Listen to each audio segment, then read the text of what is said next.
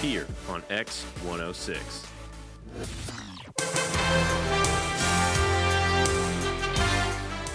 And welcome into the weekend sports kickoff. I'm Devin Albertson, joined today by Sean Nienow, who is half living, Ryan Elliott, and who's actually here. Joseph Andrews. He's here. He's here. How's it going, Sean? I mean, I'm here.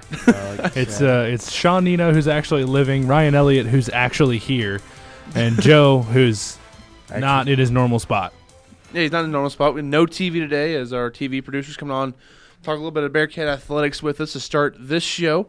And we have a little bit of audio that Joe recovered after the, or I guess he recovered. He dug it up under the ground next to Bearcat Arena. He went outside, brought his shovel, and dug it out of the ground. And this is what he got from Buck Shield.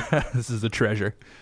Just thought we really lacked toughness and effort tonight. You know, there were a lot of things that we can control that we didn't do in the first half, just as far as boxing out, rebounding, offense execution, transition defense. You know, a lot of things that we have control over. We didn't do a good job of. And when we don't do that, when any team doesn't do that, you're going to dig yourself a hole pretty early, and that's exactly what we did. A lot of frustration there from Coach Shield after their loss to Missouri Western on Wednesday. Really struggled. Also, for the record, mentioned digging a hole. I'm just saying. It all comes first. The circle of life comes out well in this one. So just a struggle there for the women as they did not do well versus Missouri Western, who has a good team. They're also one of the more athletic teams in the conference, and the Northwest women really struggle with really athletic teams because they're not as athletic as other teams in the conference. Yeah, this was a bad performance, but they played a good basketball team in Missouri Western. This is a team that came in at 7-1. They ended up 8-1, 3-0 in the conference right now.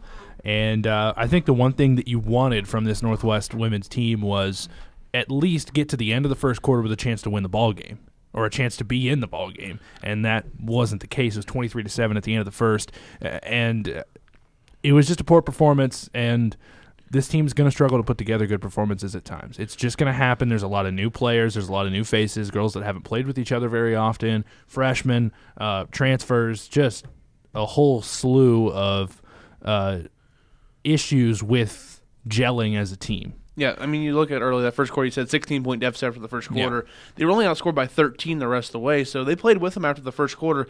But that initial surge by Missouri Western was just too much to overcome. And just a poor shooting night for the girls. Shot 33% from the three-point line, 30% from the field. Just couldn't get their shots to fall versus a really athletic team.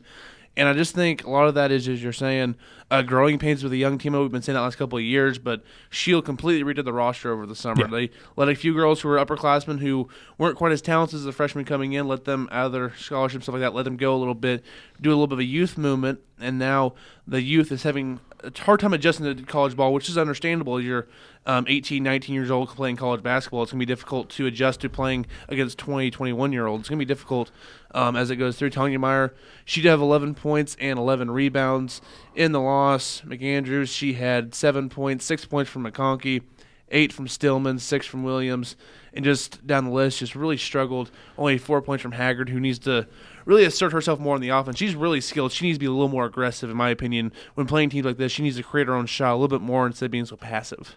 And as is always the case with a young basketball team, this team doesn't know how to stop runs yet. This team doesn't know how to deal with the pressure of a 23-7 run to open up the game. And it's always either one quarter or one long run of scoring that does them in for the rest of the game. You want to talk about the UCO game that they almost came out on top in. They were ahead by 10 or 12 beginning of the fourth quarter, and it was just one bad quarter. It just so happened to be the fourth, and there they went. Yep. Exactly, and there they went. And the same, goes for against Northeastern State. There was a long, I think it was like a 22-5 run or something like that in the middle of the game that they just couldn't overcome. And as a young basketball team, they're going to have trouble stopping those runs. Teams like this, young teams, just don't quite understand how to take their time, take a breath, sit back, and stop a run. And that's one thing that Coach Shield mentioned at the press conference on Tuesday before the Missouri Western game, is that they really they're still trying to figure out how to control themselves after a long run. He mentioned if he could call a timeout after every literally every basket he would, because they just don't know how to keep it possession to possession. And he mentioned part of that is really that they don't have that vocal leader on the floor. They don't have somebody that is consistently out there trying to add that emotion to the game to help them keep them up, even though those long runs of their opponent scoring and not really being able to find your shot happens. Yeah, Macy Williams is probably their most vocal leader, but she's not the best player, so it's really hard for her to impose her will on the game if you're not the best player. Tanya Meyer is probably their best player, and she's not that much of a local player, and she's more of a scorer, rebounder, not much of other things going on with her game. Haggard's really young, but she might be the most skilled guard they have, so it's really tough when you have all those moving parts to get them all to come together and work as a team and work well, and it's not going to get any easier this Sunday when they play number 10 Central Missouri on the road. That's where I see Jalen Haggard in the future stepping up, is as a vocal leader. She's got that energy about her. She adds an energy to the team whenever she's on the floor, but she's just a freshman. She doesn't really have that opportunity to be the vocal leader, and that with more years under her belt and more time with this basketball team is going to allow her to develop into that vocal leader on the floor that this team needs. And also the other games over winter break that they'll have next Saturday the 16th, they'll go to Quincy, Illinois at 5:30 versus Quincy, and then McKendree over in Illinois as well on the following Monday at 6 p.m. Long trip. So a couple of long trips. They're going to have a long trip there. They're just going to stay, I'm guessing, over there because it's quite a bit of a long trip over to Illinois. So. It's a long trip for our friend John Coffey as well, yes, who's going to be heading to Quincy and then McKendree and then down to Kentucky the next day for the men versus Lincoln Memorial. So definitely had a good stretch here for the women, maybe out of conference, get a little confidence back versus Quincy and McKendree, a couple of teams from the GLVC they have a opportunity to take on over there. And you said the men, they came away with a win on Wednesday versus Missouri Western. Surprise. No one's surprised there. Kind of an ugly win by 14 points, 74-60. Pitts was held down for most of the game, but somehow he still ends up with 24 points and 4 assists. And they're a team, unlike the women, who know how to put a run on at the right moment to take control of a game. Right, and that's where Coach McCullum said after the game that he just felt like his team came out flat. They came out, there was a full lack of energy in the first half. And he said they playing a 3-6 Western team. He said they even struggled to get energy coming into the second half and finally put it together, and that's where Justin Pitts comes into play. He's that guy that he scores 5 points in the first half, and you're like, oh boy, it's a bad night for Pitts, we're in trouble, and all of a sudden he shows up in the second half, absolutely takes over the game. He's done it game in and game out. He's going to take over at very least one half of a game. He picks his spots. And single-handedly put a team down 13 with a run. In that first half, Missouri Western was really all over Pitts. There was a couple times where Pitts literally fell on the floor in front of me because there was just so much pressure on him. But that second half, really, all the guys started to really just add the pressure, take it off Justin, and just start to stir the Missouri Western offense, or Missouri Western as a whole, up a little bit. And what I got, I wasn't able to go to the game. I had to work that night. But a few of my friends went down there and they said it's a really physical game. The refs let him play a little bit. And I know that Pitts is a smaller guy, so people can beat up on him a little bit. But it helps everybody else on the team for Northwest defensively. If you have Kurth, Down, all those guys can lean on you for 40 minutes. It really hurts the other team's offense because those guys, if you let them get even just a little bit handsy, a little more contact in college basketball, they're going to be able to shut you down because they're all long. And I think physical games actually plays more in the Northwest what they want to do because those guys can lock down defensively, and Pitts is going to score whether you're playing physical or not, so it doesn't really matter in the long run. And that's one interesting aspect of this Northwest team is that, yes, the starting 5 on the floor, you run 5, they're listed at 5'10" and Justin Pitts, 6'2" and Xavier Kurth, and then 6'7", 6'7", 6'7". Yep. Which is that's long, but there is no 6'10" kid on the floor. There's no center on this basketball team, and that's your where shot blockers and you look out. at that. Well, and you look at that and you go, well, this team's going to struggle against teams that are longer. Well, not so much because you run 6'7", 6'7", 6'7" on 3, 4, 5, and that's where physicality can play into a factor because not only are they 6'7", Chris Endow's a freak athlete. Yes, he is. Brett Doherty is strong. Yep. Joey Wittes is strong inside. Those 3 guys are very strong. They're very athletic. And when you can get physical in a basketball game, that actually plays to Northwest advantage, even though they don't have that 6'9" shot-blocking presence inside. And Wittes is probably a better defender than what Snyder was last year. He's a little more athletic than what Snyder was. Maybe Snyder was a little better because he's got the smarts up top, so he's able to anticipate a little better than Wittes does, but Wittes can make up for it. A little more quickness, a little more, and the same amount of length. And the big thing for me is Joey Wittes can get inside Yep. and rub elbows with the big guys, and he can post up. He can get down low and be strong with the basketball. He can guard Schneider a 4. Schneider was a spot-up shooter. He was a good defender. Yeah. He was a solid defender. But Team defender. even on the offensive side, I think Wittes adds that extra element because he can get down low and post up on the block. I'm sure Schneider could, but that just wasn't his game. And also, you look at Northwest, if they want to come off the bench, you have Welty, who's listed at 6'8", and Hawkins, who's 6'7", 6'8". So you got two more guys. Hawkins has the vertical to where he might as well be 7 foot. Yeah, they're extremely long off the bench, too. So you can go out there and you can put Pitts out there, who is listed at 5'10". We all know that's pretty much a lie. And then everybody else can be out there 6'6" to 6'8", and you're like, there's a lot of length in the floor. So whenever they can be more handsy and be more physical, they're going to wear you down because you put Pitts on one of the off guard who's not quite as good with the ball, but Pitts is still a good off ball defender, and so he's still pretty quick with his hands still on ball. So Pitts is an underrated defender. It's just his size what holds him back. But you know what? In D2, there's a lot of undersized guards he can guard. He's fine. Everybody talks about how good he is on the offensive side of the ball, and that's not what Coach Mack talks about. How great of a scorer he is, how good of a passer he is. This kid is also the best defender in the country. I would argue that with anybody. He's the best exterior defender in the country. He will get after that basketball, and I mean, he's a guy that his whole life he's been shorter than everybody his whole life. So he's had to work to get at that basketball. He has had to absolutely work as hard as he can to make the plays that he can, to make the plays that are within his game, and he's gotten so good at that it doesn't matter what kind of disadvantage he has. He's going to get the basketball from him. He's going to get it going the other way, and he's really the guy that kickstarts these defensive possessions where we talk about, at the beginning of the Northeastern State game, we had the shot clock violation to start the game, and that immediately set the tone defensively.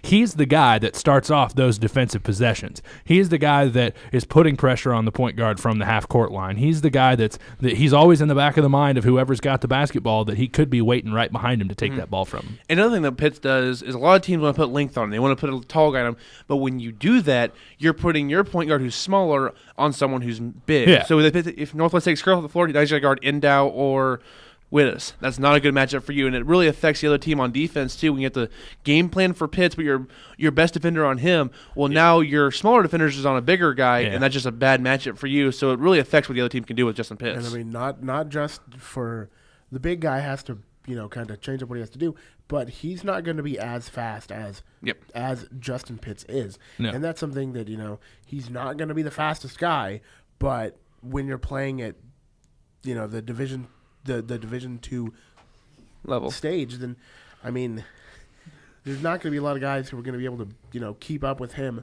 Let alone if you're like okay, maybe your point guard can do it, but then if you're like, okay, now we're going to put this other guy up against you. Okay, well that's fine. He's just going to drive past you. Well, that's where if you can take any point guard in the country in Division II, put him up against Justin Pitts, and he's not going to be able to keep up. No, it's really almost any guard in the country is just not going to be able to keep up. And if he can't keep up on the offensive end, he sure can't keep up on the defensive end either. Pitts is going to be 2 steps ahead of him.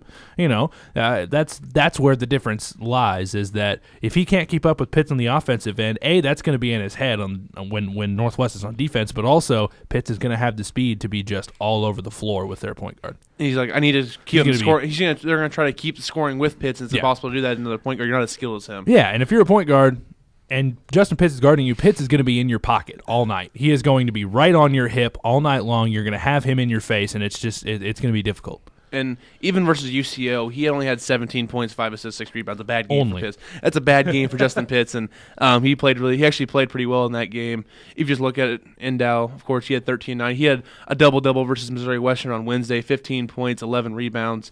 Just as you said earlier, a freak athlete with us. He had 11 points, 7 for Doherty, 6 for Kurth, 9 more from Hawkins off the bench with 5 rebounds. He's been a really nice addition there as one of the first guys off the bench. He is just so long, and like as you said, he has some hops.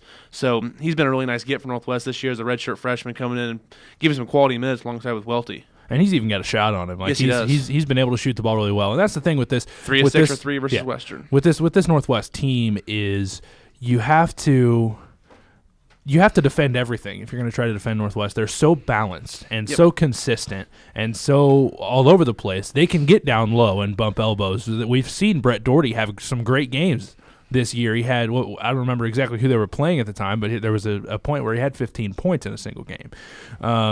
And there's also been a number of times where we saw against Northeastern State, there were just raining threes from everywhere. Not only Pitts with his 10 3-pointers, but Nienow was 3 of 4 at the half, and there were 3 3-pointers from Joey Wittes and 3 from Hawkins, and they were just raining down 3-pointers, and this team's got to be able to win the ugly ones too, and in these last 2 games, they've proven that they can do that. Yeah, you just talked there with Doherty. The first 2 games of the year, he had 13 and 16, 13 and 8, 16 and 5. Yeah, there you go. So he had a couple of really good games versus some quality teams in Upper Iowa and Northern State. Northern State's a favorite up there in the Northern Sun. I haven't seen how they're doing since then, but he still had 16 and 5 versus them. They had some good bigs.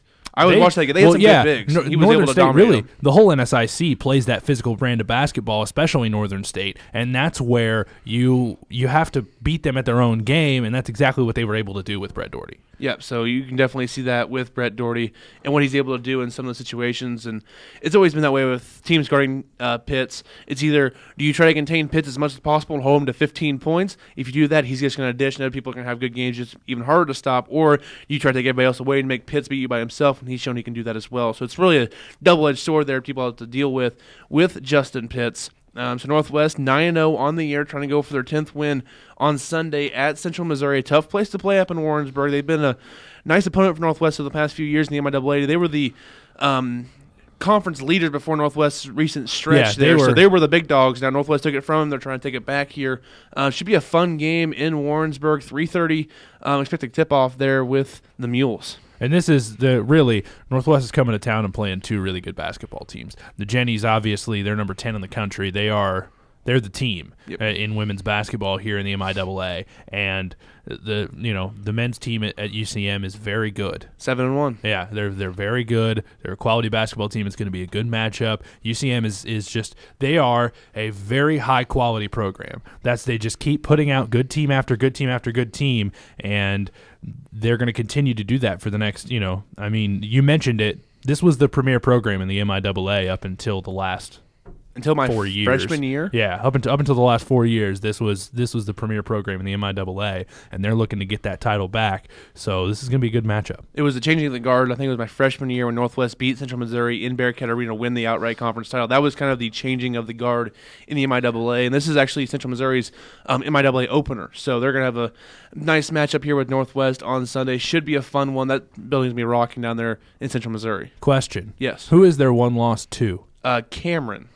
They lost to them by 14 in Warrensburg in the Fairfield In Classic. Cameron High School. What? I'm not. No, I've never heard of Cameron. And then they played Maryville right after that and beat Maryville, and Maryville beat Cameron, so it made no sense. So, whoa, that's just a weird kind of situation there. I'm trying to see what the Cameron Aggies, who are 4-5, so not a great loss there for them. So I'm kind of confused. What on conference what happened are there. they in? Are they in the LSC? Yes, Lone Star. All right. And Do they play football? No. Okay, They do that's not. why I haven't. They do heard not of play Cameron. football. I got you. No football for them. All right. So they might play football. They just don't play football. So that's what they have there. I'm trying to see why UCM lost that game. Oh, they shot 24% from 3. Yep. That'll be at That'll 7 for 29. Same reason Kansas lost to Washington. Good. Thank you, Huskies. Anyways. If you're going to shoot like that, you're just not going to win a basketball game. That's It's just not going to happen. Understandable. No matter who you're playing. All right, and then after that, the 19th, as you said earlier, in Kentucky, Owensboro versus Lincoln Memorial. That should be a fun one. Number 4 team in the nation now.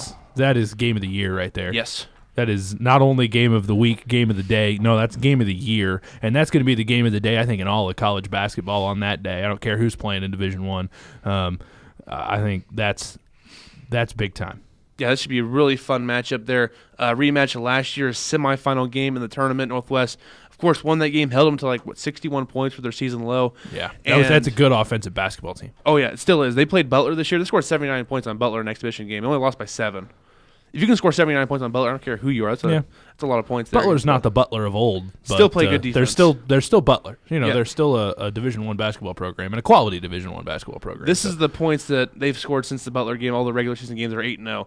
100, 94, 88, 88, 106, 91, 103, 108. Yeah, they're going to put up points. And they still have 3 more games for Northwest. But I think offensively, this Northwest team might be better than they were last year. Yep. which is insane to say because you don't have Zach Schneider. But if Justin Pitts can go 10 of 13 from 3 on a night, or you can get down inside to Doherty and he can score 16, or Wittes can put up 21 and go 3 of 5 from deep, and have 2 buckets inside and go to the free throw line a couple times. There's just so many options with this Northwest team that if they need to score points, they can score points. Yeah, they have 4 guys who score double figures, 12 or more points, and then they have 3 more guys who score 7 or more. So they definitely split around there with the rail splitters, and they can score some points over there in Kentucky. So they're averaging 97 points per game. So that should be a fun one. You should be able to watch that one. That's not controlled by the MIW network. So it should be, I believe so. Should be a nice watch there. And with if Lincoln not, Memorial. Our old friend John Coffey will be on the call. KXEV KRNW 90.5 and 88.9. Unfortunately, we're not Also making the on trip for KXEV. X106. Yeah, also on KXEV.org and the iPhone app if you have that. So Right now, the Lincoln Memorial website just says audio, so they might not have video. I'd be Maybe really not. disappointed. Oh well. But that's what they have. It's a neutral site, so it wouldn't surprise me if Is they it? didn't do video. Is it neutral site? Yeah. Oh, I did not realize that. Nice. Isn't Lincoln in Owensboro, Kentucky? I guess not. Arrowgate? Harrogate? Oh, okay. Interesting. Yeah, I'm seeing that a lot of times there. So they're not a home game for them. I thought it was. So I like the neutral site. It might as well be. Yeah, it might as Yeah, well be. it might as But it's fine. I mean, last year they played a neutral site game in South Dakota versus Northwest. It was a home game for the Bearcats, practically. So Well, and this is the one that replaces the yearly matchup with Augustana. Yep. Which was Fun. Fun, and that last year was in South Dakota. So yeah, so that was fun there. Northwest should have a fun matchup with Lincoln Memorial coming on the 19th. And then after that, they have the game the 30th versus Simpson College. That's here in Maryville, 1 o'clock. No broadcast for X106 as we'll be doing some maintenance over the winter break, so no broadcast for us. And then following that, the 4th and the 6th, back in the MIW play with Southern and Pitt State on the road. Then back home for the first week of classes against Central Missouri again in Southwest Baptist. So a lot of good games coming up for Northwest men. Again, 9-0 on the year. Coach Mack has that team playing really good defense once again, so they should be fun watch for the rest of the season. Also, I was kind of looking at Division I to see on the 19th if there's any other decent games for college basketball. It could be I don't see. No, there's no. I'll give you a hint. The answer is no. Unless you think Marshall Xavier versus is a I better mean, matchup. who knows? The Thundering Herd, all right? They're on the up and up in college basketball. UC Davis versus Nevada. I'll just stop there. Why is Nevada ranked? I don't. That's weird. That's a good That question. is weird. That just I doesn't don't like it. That doesn't make a whole lot of I sense. want to go home. Oh, not quite. We're gonna take a break, and when we come back, we're gonna talk. I think about the Chiefs. Are we talking about the Chiefs? Yep, that's yes. the plan. Talk about the Chiefs and all their issues. We got some audio for you as well here on the Weekend Sports Kickoff.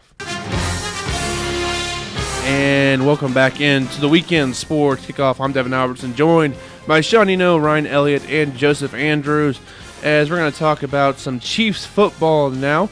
But before we get to that, I have a little bit of the highlights from what happened. Let's do the good parts here from the Chiefs game on Sunday. We need a little bit of happiness in our life right now. Okay, so here's the good parts. First highlight comes from the first drive of the Kansas City Chiefs. Smith to Kelsey for a 22-yard touchdown. Double tight end set, Kelsey and Harris on a 2nd and 10 for KC. Fake it. Smith has time. Smith fires. Touchdown! Travis Kelsey. Big statement to open the game for the Kansas City offense. 22-yard strike from Smith.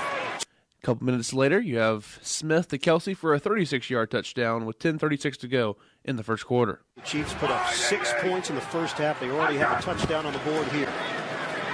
Fake it. Smith steps up, throws. Deep ball. Got him in! It's Kelsey! Touchdown! On a rainbow delivery from Smith. With the play action. Holds it out there for a Hunt. Hides it from the defense. And then Kelsey running totally free again is going to get beyond the rookie, Marcus May. Fast forward to the third quarter, the Chiefs down by 7 with 5 minutes to go in the third, and this happened, a 79-yard touchdown pass from Alex Smith to Tyreek Hill. Time of possession has been dominant in favor of the Jets. Smith, pocket holds up, deep ball, separation, Tyreek Hill! Goodbye, Hill! Touchdown, Kansas City! He let Hill run under this one as he goes blowing by Rashad Robinson.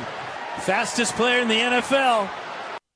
Now down by 6 in the fourth quarter, Alex Smith finds Tyreek Hill over the top for a 40-yard touchdown to give the Chiefs a 31-30 lead. Can get the one win, maybe they can get it rolling again.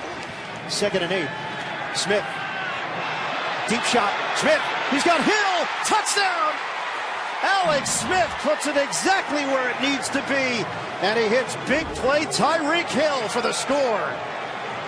Middle of the field. So this is a track meet again.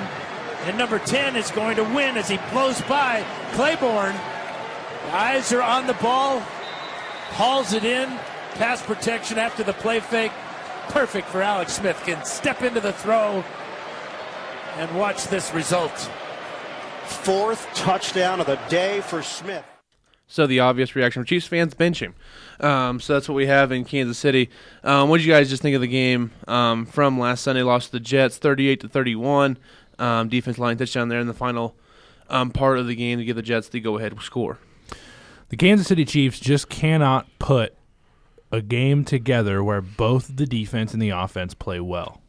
For some reason, on the games when the defense plays well, the offense can't score. And on the days when the offense can score, the defense allows 38 points to the New York Jets.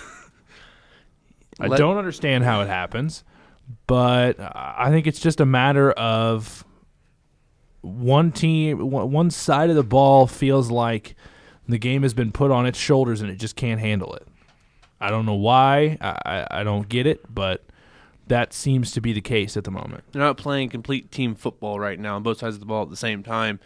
So, yeah, not a great situation there for the Chiefs as they need wins pretty much right now. I mean, they've lost 6 of the last 7 now after starting 5-0. I mean, big game versus the Raiders in Kansas City on Sunday. Chiefs are a 4-point favorite, but Marcus Peters, he's suspended for the game after his actions late in that game after the holding call on Nelson in the end zone. He took the ref's flag and, of course, threw it into the end zone. Everybody's seen that now a million times. He's been suspended for the game.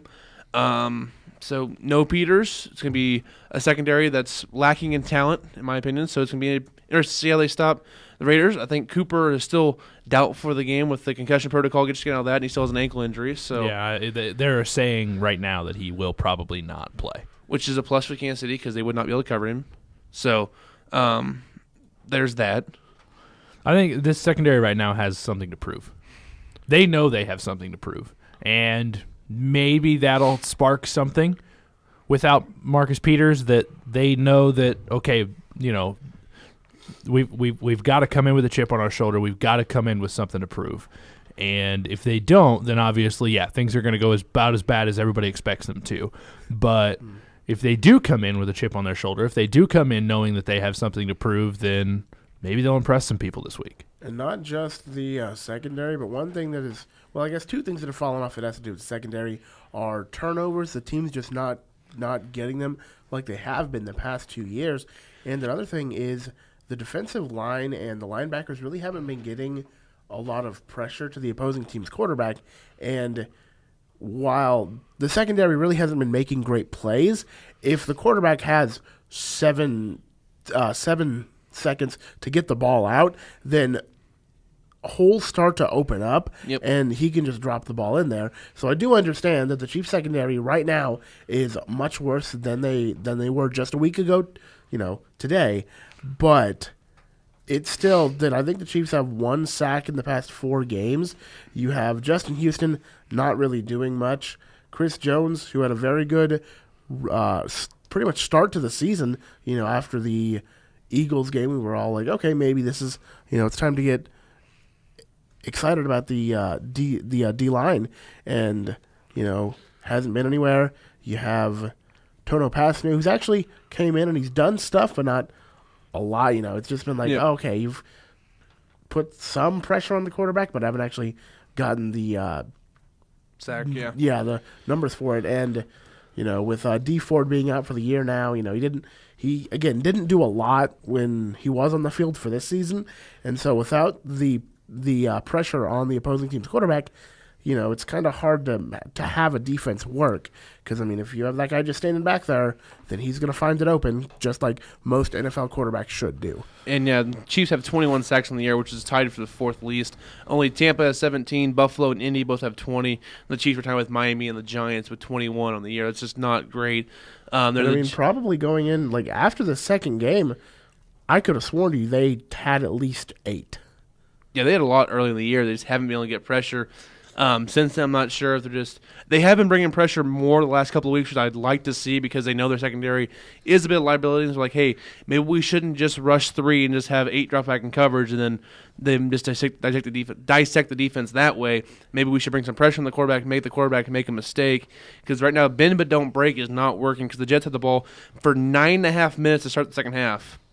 And they got a field goal out of it. The Chiefs' offense literally went from up 7 to up 3 to down 7, and they didn't get the ball back because the defense was on the field for the end of the first half and the very beginning of the second half with the long drive by the Jets. They didn't have the ball, so by the time they get the ball back, hey, we're down a touchdown now. Last time we were on the field, we were up by 3. So just kind of a rough situation there for the Chiefs, and they weren't on the field.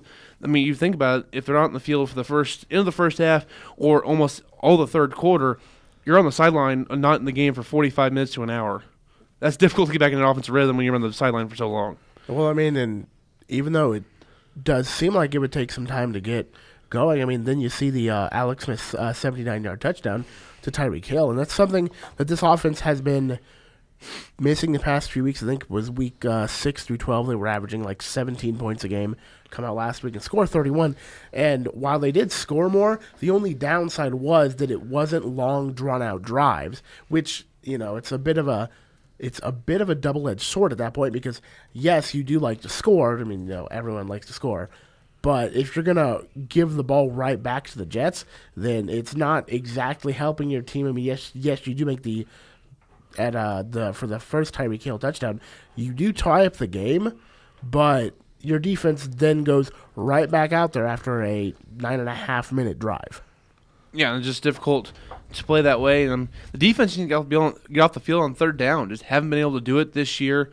Just really struggling to get off the field in those situations. Right now, the Chiefs are 25th in third down defense, allowing the conversion 42% of the time. So you got to get better there. You just have to get better on third down. Get off the field, especially on third and long. Get off the field. You have to, and just be able to get the offense the ball back. And, I mean, just from the Jets game, it wasn't like the pass game. It wasn't just the run game. It wasn't just them getting penalized on third down. Like, it was everything coming together. There were, I think, 2 Josh McCown runs on third down. You're like, how can he get that on third and 10 plus? You're like, come on. I mean, yes, he is an NFL quarterback, but it's Josh McCown. Like, I mean, you're not out there facing Aaron Russell, like those guys. Okay, yes, they're gonna run, but Josh McCown, 38-year-old Josh McCown, come on. I was surprised he only had 19 yards rushing, 7 carries, 19 yards, 2 touchdowns, along at 12. So I was kind of surprised by that. He did throw for 331 yards and a touchdown. Only had 7 incompletions versus the Chiefs. QBR of 92.7. With those numbers, the Chiefs made McCown into the Offensive Player of the Week. Which is impressive to do if you're the Chiefs defense, if you make Josh McCown the Offensive Player of the Week. So just struggle there. And as Ryan said earlier, the week before versus Buffalo, the offense did absolutely nothing. The defense played well, and they couldn't get a win. So right. Now, I do want to say that we are not giving Josh McCown enough credit. He is having the season of his career right now in New York. He's playing really well. And, as bad as he's been, as bad of a rep as he's gotten in the NFL, he's got a fantastic arm. Dude's got a rocket. He can throw the football. He just, he's had bad year after bad year after bad year in the NFL. And he's, honestly, from a talent standpoint, an arm talent standpoint, he's a solid quarterback. Yeah, so that's what they have right there. The big performers for the Jets. Kurtz had 157 yards on 9 catches. Anderson had 8 catches for 107 yards for the Chiefs. Tyreek Hill, 6 catches for 185 yards and 2 touchdowns. Kelsey had 4 for 94 and 2 touchdowns. So that's what their leading offensive weapons for the Chiefs. Chiefs also only handed the ball off to Kareem Hunt 9 times for 40 yards. In that game, he also had 3 catches for 23 yards. So 12 touches for Kareem Hunt versus the Jets. So the Chiefs did versus the Jets. They got the Raiders this week, and Derek Carr coming to town. see if the defense can come together and if the offense can keep up the momentum. I mean, that's not much else you can say with Marcus Peters out and D Ford out, and I think Hawley's going to play because it's natural grass, so he can play this week. Just got to figure it out. I mean, you only have 4 games left. You're in your final quarter of the season, as the coach like to say, and you got to win 3 or 4, I think, to get to the playoffs. And you got 2 divisional teams at home next 2 weeks. Get it done. One thing that I don't understand, just from the way the Chiefs have been playing, how are the Chiefs a 4-point favorite in this game? I say that being not quite a diehard Chiefs fan, but pretty close without, how is this team a 4-point? What have they shown you in the past 7 weeks? My optimistic view of it is they saw the Chiefs go to Oakland on a short week, lose by 1 point on a last-second touchdown, and usually home field's worth 4 or 5 points, so you swing them out the other way. Chiefs 4-point favorite, even as bad as they've been playing, and the offense did show promise last week. Well, here's the deal.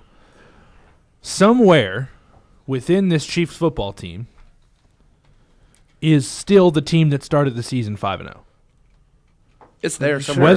Whether they can find it or not is the question. But somewhere within this team is that team that started the season 5-0 and beat the Eagles and beat the Patriots and beat the Redskins and beat the Texans. And somewhere within this football team is that same team, and it's the NFL. Teams go on losing streaks. Sometimes they lose 6 out of 7. Sometimes they pop back and win the next 4. Things happen. Like, just way, way, way stranger things have happened in the NFL. Yep. So if that team's still in there somewhere, they're at home against a Raiders team that, to be honest, hasn't been that great. Defense is not good.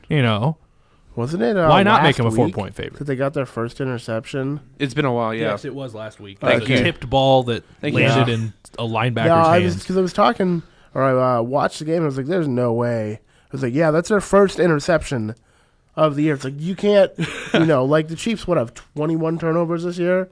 And 21 sacks. I don't know how many sacks. turnovers. Okay, man, I'm getting all my numbers. This dang cold has got me in a whole different world. But when you're only having 1 interception, now come this week, Alex Smith probably going to throw like 4 interceptions. This is going to be like a 7-6 game, and the Chiefs have 9 picks on the year, and I think half of them came from Phillip Rivers in that one game, that one half. So another play that Vegas likes to look at when it comes to teams and doing spreads is yards per play. It's a big stat in Vegas. New Orleans is number 1, 6.4 yards per play. The Chiefs are number 2 at 6.2. Patriots 3, Falcons 4. They're all over 6 yards per play. And the Chiefs had 10.3 yards per play versus the Jets. So they were explosive there on Sunday, as we all saw during the game. So I think Vegas still likes them. Oakland right now, they're 10th in yards per play at 5.6. So it's one thing to look at there. And even the Chiefs in the last 3 it stayed pretty even, 6.2. Even though they haven't got points, they've still been able to move the ball a little bit there, according to yards per play. So that's what you look there with the Chiefs. I think Vegas still kind of trusts Kansas City more, and there's no reason to trust Oakland. Well, and Derek Carr didn't play well versus the Chiefs usually in Arrowhead. From a personnel standpoint, this is the same football team. Yes. It's the same football team that went 5-0 to start the year without, obviously, Marcus Peters for this game. But from a personnel standpoint, it's the same team. Chris Conley's going to be gone. He's not that big of an impact, I don't think. Right. They won't have Mitch Morse, which he was gone for part of that 5-game start anyways. Exactly. So this team just needs to figure. As I know everybody hates the cliches, but as Andy Reid says, just do better. We got to be better. I mean, it's that simple. The talent is there. They have to execute better, and I think they can do it. I still trust in Alex Smith. I know a lot of people in Kansas City, if their support that was already limited has wavered from Alex Smith. But right now, you're still in a playoff race. You're 6-6. The next 4 games are all AFC opponents. You have home versus the Raiders, Chargers, and Dolphins, and at Denver, who's playing awful right now. I think Denver's failed to cover the Vegas spread for 8 straight weeks, which is impossible to do. I just got an interesting text message from my father. Okay. Stat of the day: Justin Houston versus the Jets. 56 snaps, 0 tackles. Yeah, it's not good. You need your best player to play better. Not a single tackle in 56 snaps against the Jets. Thanks, Dad. And that's very if you're listening, which you might not be, we'll see. Thanks, Mr. Elliott. That's not like him. I mean, he's usually, he hasn't been getting quite the sack numbers that we've been used to, but he's been able to stop the run or at least do something. But now it's, it's not normal of him to do that. And we're going to take a break. When we come back, we're going to have an NFL playoff picture. We'll get back to the Chiefs in a little bit as well. We have NFL playoff picture next here on the Weekend Sports Kickoff. And welcome back into the Weekend Sports Kickoff. I'm Devin Albertson, joined by Sean Nienow in his last show ever here in WSK, Ryan Elliott, and Joseph Andrews. We're going to miss you, Sean. But what we are excited for is the NFL playoff picture. We're going to go through who we think is going to make the playoffs here with 4 weeks to go. Most teams have 4 games left, as the Saints and Falcons each have 3 games left after playing on Thursday Night Football just last night. Who wants to go first here? Who wants to know their playoff team? I think Ryan. Yes. I do. I call on Ryan. Okay. So here's my. Are we doing the 12 teams we have in the playoffs right now? Yeah. Who's your AFC playoff teams? Okay. My AFC playoff teams. The Patriots being the 1 seed. Hot take. I'm kidding. The Steelers the 2. Yep. Another hot take. I know. The Jaguars the 3 seed. They overcome the Titans to take the AFC South. Chiefs the 4. I like the. I think they go 3. I think they go 3-1 over their next 4 games. Finish 9-7. Win the AFC West. And their 3 wins are against all of their AFC West opponents. I think we're thinking are you in my mind right now? Because that's exactly what heck I'm like. I don't know. Okay. Anyways. But anyway. So there's your 4 division champions. The 2 wild card teams are then not Jacksonville. They won the AFC South. The Tennessee Titans and the Baltimore Ravens are your 2 wild card teams. Potentially the Bills if they can go on a little streak here, but I don't think it's going to happen. I'm picking Baltimore for the wild card. So we will see. Let's see. That would make it Baltimore versus Jacksonville and Tennessee versus Kansas City in the first round of the playoffs. I like it. That's actually exactly what I have. I also have records. I did this earlier on our earlier show. Patriots at 13-3, the Steelers at 12-4, Jacksonville 11-5, Kansas City 9-7, Tennessee and Baltimore both at 10-6. And the first team I have out is the Chargers at 9-7, who lose the tiebreaker for the Chiefs for the AFC West crown. So that's what I have there, and the same matchups you have there as well. I think Tennessee's a tough first round matchup for the Chiefs, but as of right now, just going to take it with Mariota. A ticket to the dance is just anything what you want. Yeah. So, Sean, do you have playoff teams for the AFC? I mean, it's relatively close to that. I think, as you guys said, the Jaguars are going to come in third. I don't believe in Mariota to be able to take that team. He just hasn't played well. He's got, for Tennessee, yeah. He's done his job, but I just don't think that they'll do as good. For the last wild card, other than the Chargers, it almost has to be the Ravens at this point, because the Bills with Tyrod Taylor not being fully healthy, maybe having to put in Peterman. You don't really trust him. The only game he started. I can't imagine why. Yeah, I know, right? He did come in last week and he didn't do what he did in the first game, so it's good, but, still kind of need to see more before you put more trust in him. I don't trust the Bengals. Obviously, the Browns are 0-12, so they're not going to do anything. The Texans are 4-8, and, win out and help. That's what they need. They win out and help. Basically, they need Deshaun Watson to not get hurt. That's their They have big to go thing. back in time and prevent That ship Deshaun has Watson sailed. from. Really, If you look at 5-7, Cincy, Miami, the Jets, 6-6. You have the Chargers, Bills, Raiders. And really, it comes down this weekend to Kansas City versus Oakland, because if Oakland comes in and wins that, then Oakland takes that next step. They're going to have the tiebreaker above the Chiefs. Yep. So, really comes down to this weekend, but I really don't see the Raiders coming out on top. I just don't trust their defense. Their offense hasn't been what it was last year. All right, so who's your 6th spot? Probably the Ravens. I don't trust them. Their defense is playing really well. Their best win of the year probably came last week against the Lions, but they also injured Matthew Stafford. I'm going to maybe sneeze now, so you guys take it away. Also, the Ravens have played a lot better since Flacco.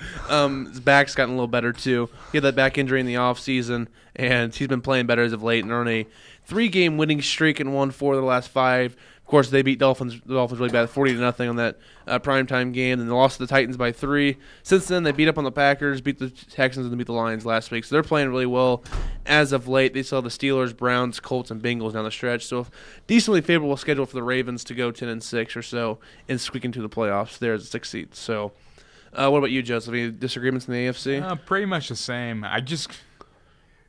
I want to see the Chiefs make the playoffs as that 4 seed. This But- weekend is really going to be the weekend that really shows whether or not they're playoff worthy, I think. As we kind of said earlier, we've seen 2 different Chiefs this season, and that undefeated Chiefs might still be in them. But this weekend if it doesn't happen this weekend, I don't think it's going to happen. I just don't get it as a Chiefs how you go from beating and dominating the Patriots and the Eagles in back-to-back weeks to losing to the Bills, Giants, Jets in 3 weeks. It just, like, that turnaround makes absolutely zero sense because, like, usually if a team starts 5-0, you look at their schedule, oh, they've beaten the Browns, the Bengals, some bad teams. Like, no, they beat quality teams, and the Chargers were still a decent team, and they beat the Redskins, and they beat some good teams those first 5 weeks. The Texans with Deshaun Watson, you're like, okay, this team 5-0 versus 5 solid opponents, probably the toughest schedule in the league so far. They're playing really well. This team's for real, and they just absolutely that team just vanishes somehow. Now they're 6-6. It makes zero sense. Hopefully they can get stuff back on track. As of right now. Yeah, but at that 3 seed, I have the Jaguars. Okay. And then 4 Chiefs, if not Chiefs, probably Chargers. Yep. I think Chargers are the biggest threat right now in the AFC West. So the Chiefs need to get a win this week to stay on pace with them. And At the beginning of this season, did anybody expect to be saying that the Chargers are the biggest threat in the AFC start West? 0-4. And now them and the Chiefs are on 2 completely different trajectories right now. But I think they both finished 9-7. The Chiefs with that tiebreaker getting over them. Now to the NFC. This one's a little messier because there's so many teams involved, so many decent teams. I'll go first here. I have the Eagles at 13-3 as 1 seed. Minnesota at 13-3 as the 2 seed. Tiebreakers give Eagles the 1. The Rams at 12-4, 3 seed. The Saints at 11-5. The Seattle Seahawks at 11-5, the 5 seed. And I have the Atlanta Falcons squeaking in there, the 6 seed at 10-6, just beating out the Packers at 10-6 as well with that tiebreaker from week 2. So that's my playoff teams: the Eagles, Vikings, Rams, Saints, Seahawks, Falcons. Ryan. If you look at the division leaders right now, Yes. who I think are all going to end up being the division winners at the end of the season: Philadelphia, Minnesota, New Orleans, Los Angeles. Yes. These are teams that none of which have very good experiences in the playoffs. None of these teams have very good playoff resumes. The Vikings The Saints being might have probably the most famous with the missed field goal in 98, and then the missed field goal in, was it 14? The Blair Walsh Project? Yeah. Yeah, and I mean the Eagles, who have made it to the NFC Championship game 147 times and have been to the Super Bowl once and got beat on another field goal. The Saints, who they have a Super Bowl, Who dat? but they also have a History of blunders. 76-yard run by Marshawn Lynch under their belt. And the Los Angeles Rams, who also have a Super Bowl, but also got beat by the New England Patriots. So Not this in this is decade. This is a group of 4 teams that I like to call it Choke City between these 4 teams. And so that's where you look at Seattle, and I think Carolina are going to be the other 2 playoff teams.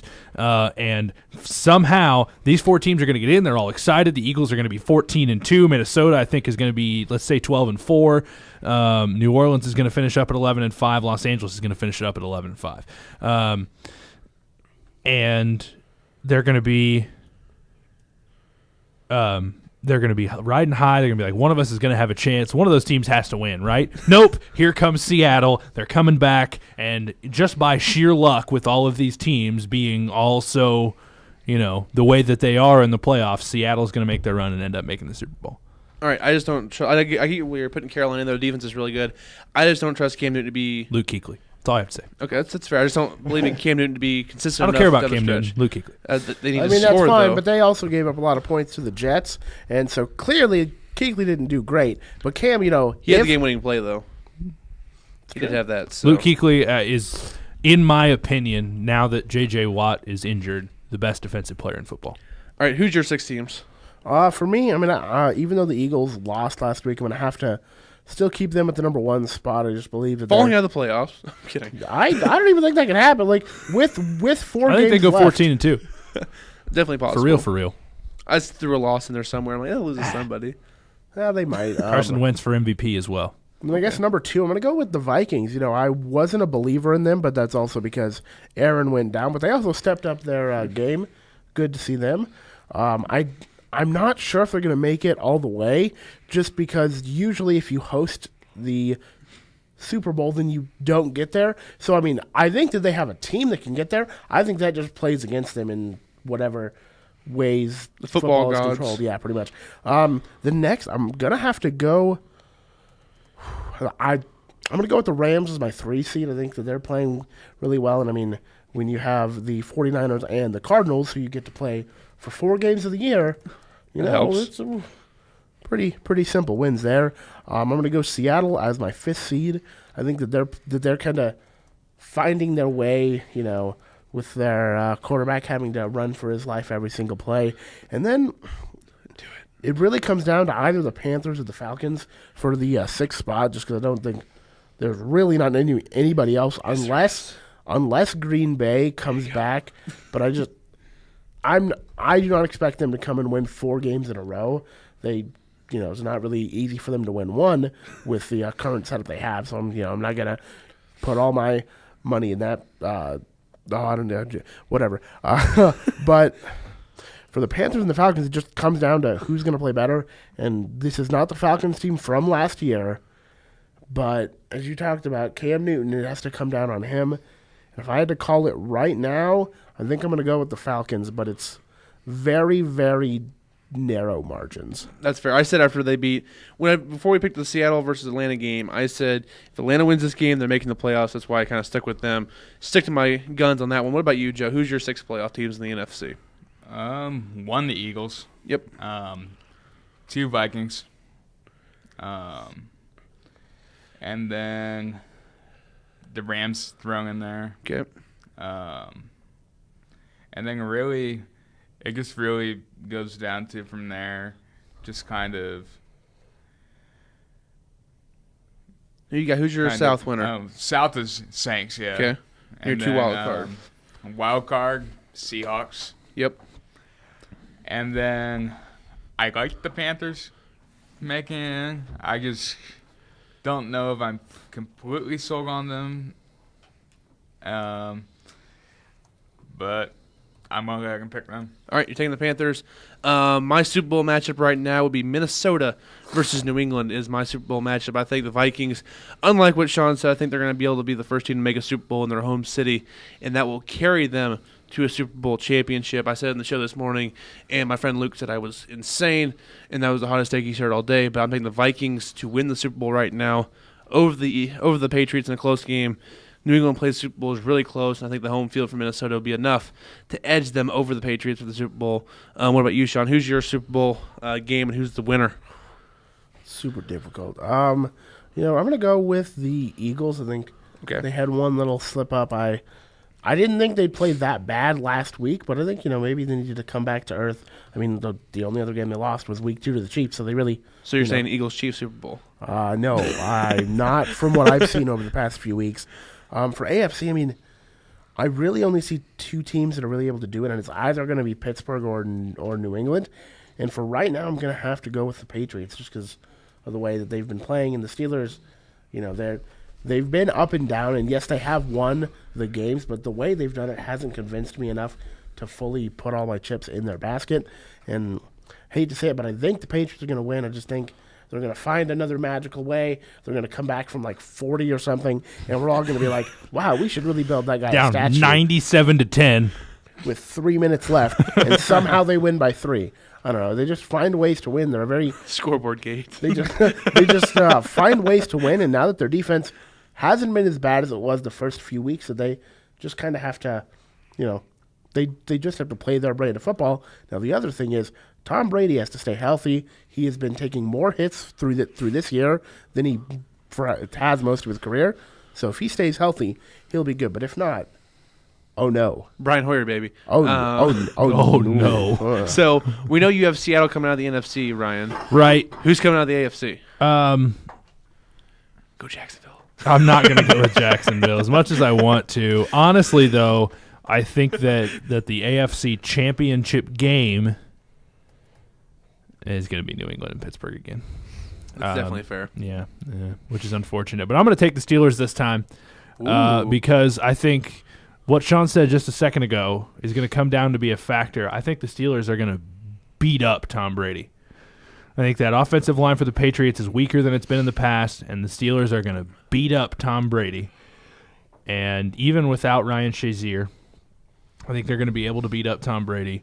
And that, I think, will be the deciding factor. So I'm going to say Steelers, Seahawks in the Super Bowl, and Seahawks by 10. All right. In the Super Bowl. Oh, Sean, you never tell who's winning the Eagles-Patriots game. Oh, no. I said the Patriots because they're going to come back. Okay, never mind. I thought you were talking about like AFC teams. No. They're going to break the hearts of Eagles fans, and I'm gonna start building him a statue because he probably deserves it after that. Twitter will be great after that if the Eagles lose. My other option then out of the NFC would, if I weren't going to pick the Seahawks just because the 4 teams that win the divisions are choke artists, I would pick the Eagles because they're the best team in the NFL. All right, and Joe. I'm going to be pretty much the same to all you guys, but AFC Championship is really going to go down to the Patriots and Steelers probably. And I think I'm going to go on Ryan's side there with Steelers going over Tom Brady and the Patriots. It's going to be Big Ben's probably one of his last good runs. What about the NFC? NFC is probably, I'm going to have to say, the Eagles. Really been sold. Seattle could make that run. I just don't know if they're suffering this year from injuries and stuff. So I'm going to have to pick the Eagles versus the Steelers for that, with the Steelers coming out on top. All right, so Caleb will be happy with you. He's picking another Pittsburgh. The 1 week Caleb isn't here, and we're not smack talking the Steelers. I will. I just say Mike Tomlin and Big Ben's not beating Belichick and Brady in New England. So they need, if they're going to win the AFC Championship game, they need to win the first regular season game versus New England and get the home field. They are if Brady's got 2 broken ribs. Brian Hoyer is leading the Patriots too. Brian Hoyer couldn't beat the Chiefs. Come on. Also, no, Brady would play with 2 broken. That's what I'm saying. One way he's just that kind of guy because he doesn't want Brian Hoyer out there. Because if Brian Hoyer's out there, they're in trouble.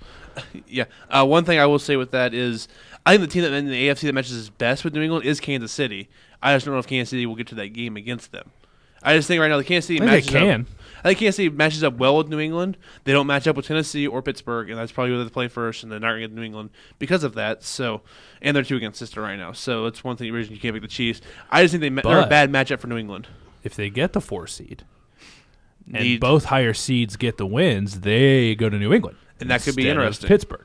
That can be interesting. But that also requires winning a playoff game at home, and that's an entirely different saga. Right, but it'll be the Titans. Or the Jaguars. I was at the Titans game last year with Devin. We thought that game was won, and then it's fine, Sean. I'm just saying, man. You have to hold back things when you're looking at the Chiefs for the postseason. No, I don't. Yes, you have to. I mean, going into last year with the Pittsburgh game, that was atrocious, and they still had a chance to win somehow. And even this year's Steelers game had a chance to win, but I can't fully invest my time into this team when it comes to the playoffs because Sean, I am opening up my heart to get hurt. Yeah, that's it. I was like, there's just very games, bad for my health.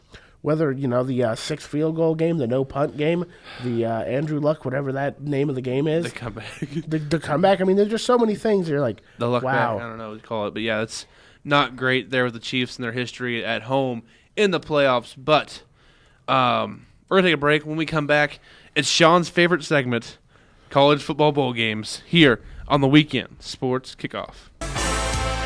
And welcome back into the Weekend Sports Kickoff. I'm Devin Albertson, joined by Sean Nienow, Ryan Elliott, and Joseph Andrews. As this is one of my favorite segments here in X106. Whenever it's bowl season, and we let Sean work his magic here as we have our bowl games, and he lets us know if it's a good bowl game or if he just wants to go to the next one. So that's true. We did this about a year ago. Probably a year ago tomorrow, something or yesterday. I don't know how schedules work. I'm not that smart. Last year at this time. Yeah, something like that. And last year there were a few. Sean was really salty last year. The difference between last year and this year, there aren't any 5 and 7 teams that they allowed in. Think about that. That's better. But there are still some games that I'm not going to hard pass on. I will give the good old buzzer, but at least there aren't the 5 and 7 teams. It's like, look at us, we deserve to get in. You didn't deserve to get in. You sat there because there were too many bowl games. Come on. All right, so now the New Orleans Bowl, 10-2 Troy versus 9-4 North Texas, not Texas. What do you think about this one, Sean? Hooray. I mean, They have good records. Troy at least has a win over LSU, but North Texas got mollywopped by FAU. Now, The Fighting FAU Lane Kiffins. They are the Fighting Lane. Fighting Lane Kiffins. I mean, this is Owl gonna, up. I mean, I'll watch it, but it's not really that interesting. Next Oh, game. wait. We got to go to other people. Yeah, sorry. I have something to say. Good grief.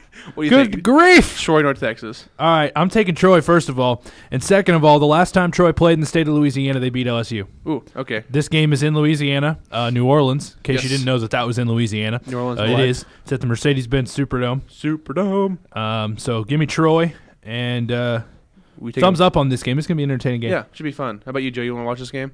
Yeah, thumbs up on it. Sweet. I'm going to pick Troy, too. Yep, go Trojans. Booyah. North Texas, mean green. Next game. All right, next game we have is the Auto Nations Cure Bowl in Orlando, Florida. I can't wait until you get to the names of some of the camping, other bowls. I know. You better say Camping the World, full name because this the is Camping World Stadium. 6-6 Western Kentucky versus 6-5 Georgia State. this game oozes. Hey, look, we won enough games against crappy competition, so here, let's go to a bowl game. Thumb goes down, yeah? Thumb goes. Down for me, too. Georgia State was outscored 280 to 217 this year.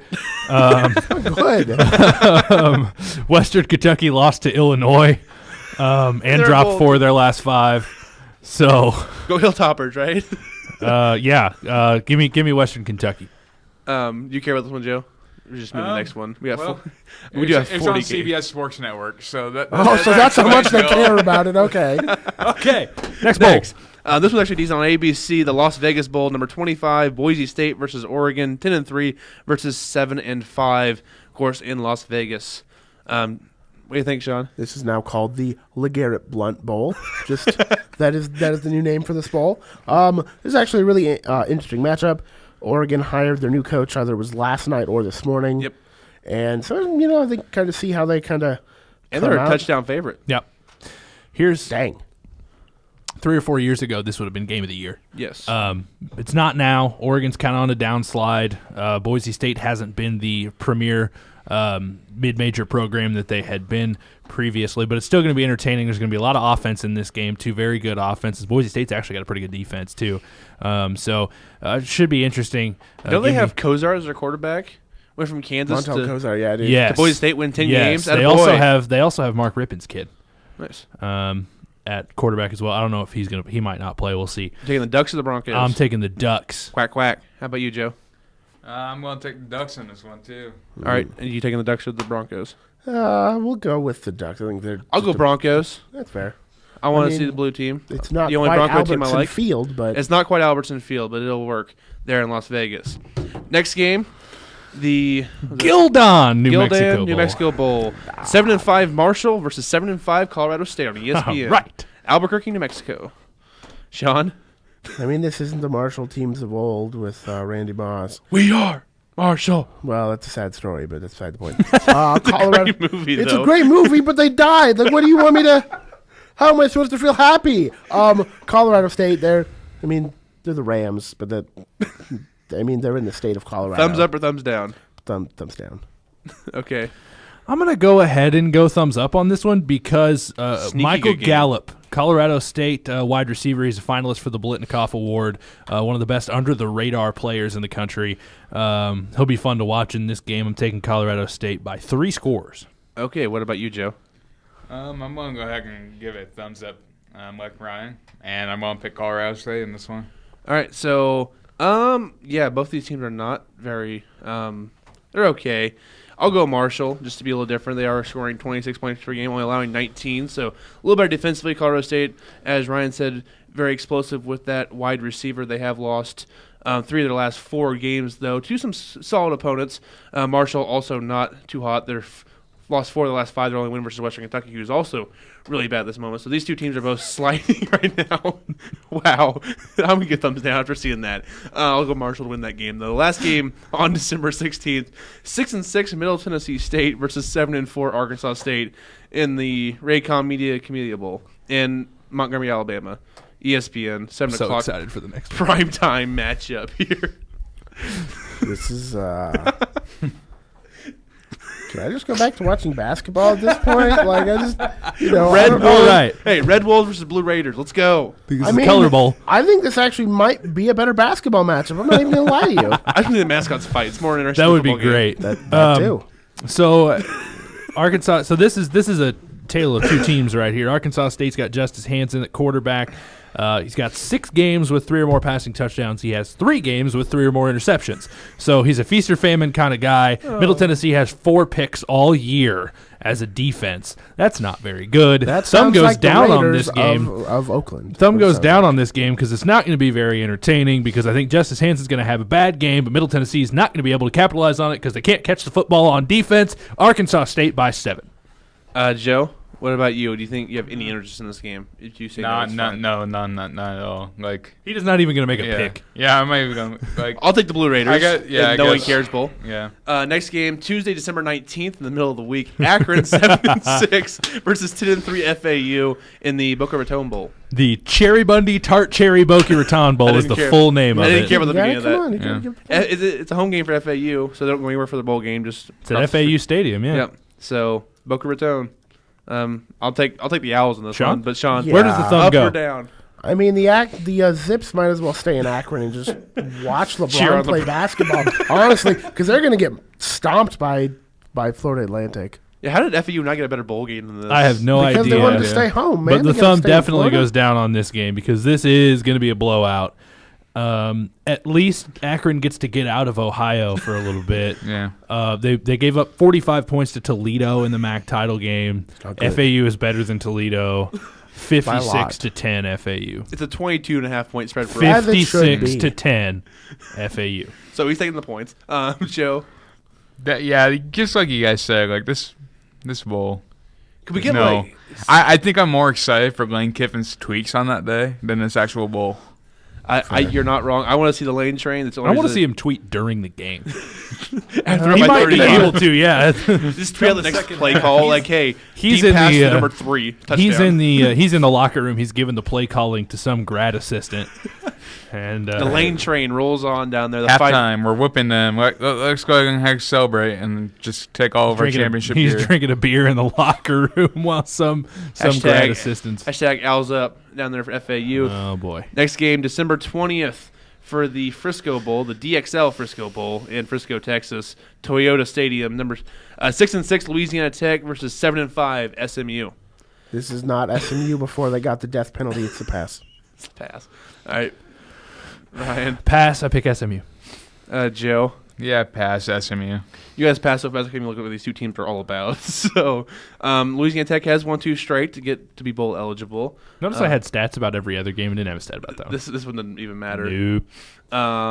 Yeah, SMU's lost Neither does the 3 next of their last 4. They did win their last game of the year versus Tulane, who's awful. So there's that. I'll take Louisiana Tech to win this game just for the heck of it. Not really that interested, though. It's going to be on, though, so I might watch it. But, hey, there's football on. I'll watch something, I guess. Yeah. Background noise. December 21st in the Bad Boy Mowers Gasparilla Bowl. Gasparilla Bowl. Or in Gasparilla, however you want to pronounce Whatever. It's a Tropicana Field, baseball field, St. Petersburg, Florida. 6-6 Temple versus 8-4 Florida International. This game's going to be much like the Rays and stink. I mean, it. The battle of first year head coaches Jeff Collins and Butch Davis. Yeah, no, Sean's right. Give me Temple by 4.5. Okay. I don't know how they're going to manage to do that, but they're going to win seven- by. They're going to win by 4.5. They're 7.5 point favorites, so there's that. Joe? First off, who comes up with these bowl names now? The Like, people this who is- are this pulled is the probably- sponsor them? Well, yeah, Sponsors. sponsors, but The Bad Boy Mowers. yeah. Yeah, that's a Gasparilla thing. Bowl. I've seen their commercials. It's really weird. What do you got? Yeah, Any interest at all? No, it's fine. No, but I'll pick Temple in this one. No, I'll not take, really. I'll take honestly. FIU. Go Panthers. Next game, Friday, December 22nd in the Bahamas Bowl. 8-4 UAB versus 8-4 Ohio, the Fighting Bobcats. What do you got, Sean? Well, we have the Fighting Bobcats versus the Fighting Stephen Chappells. Let's go, UAB! Woo! Is the thumb up for this game? Yeah, dude. I mean, okay, like besides UAB with their story, it's their story. That's the main reason to watch this game. Ohio, they beat Kansas, so I mean, come on. They must be good. Come on, if you beat Kansas, obviously. Oklahoma's going. They're in the playoff and they beat Kansas. So clearly, come on. Guys. What's the common denominator here? Beating Kansas. That's the. I think the thumb goes up for this game, but not for the same reasons as Sean. I think Ohio's going to win this game. I think it's going to be an interesting matchup between the 25th ranked defense in the country of UAB, rush defense in the country of UAB, and Ohio's ground game, who's averaging 5.6 yards a carry, 40 touchdowns on the year on the ground for Ohio. So that should be a fun matchup. Ohio's lost their last 2 games at Buffalo and at Akron. Joe, what do you think of this game?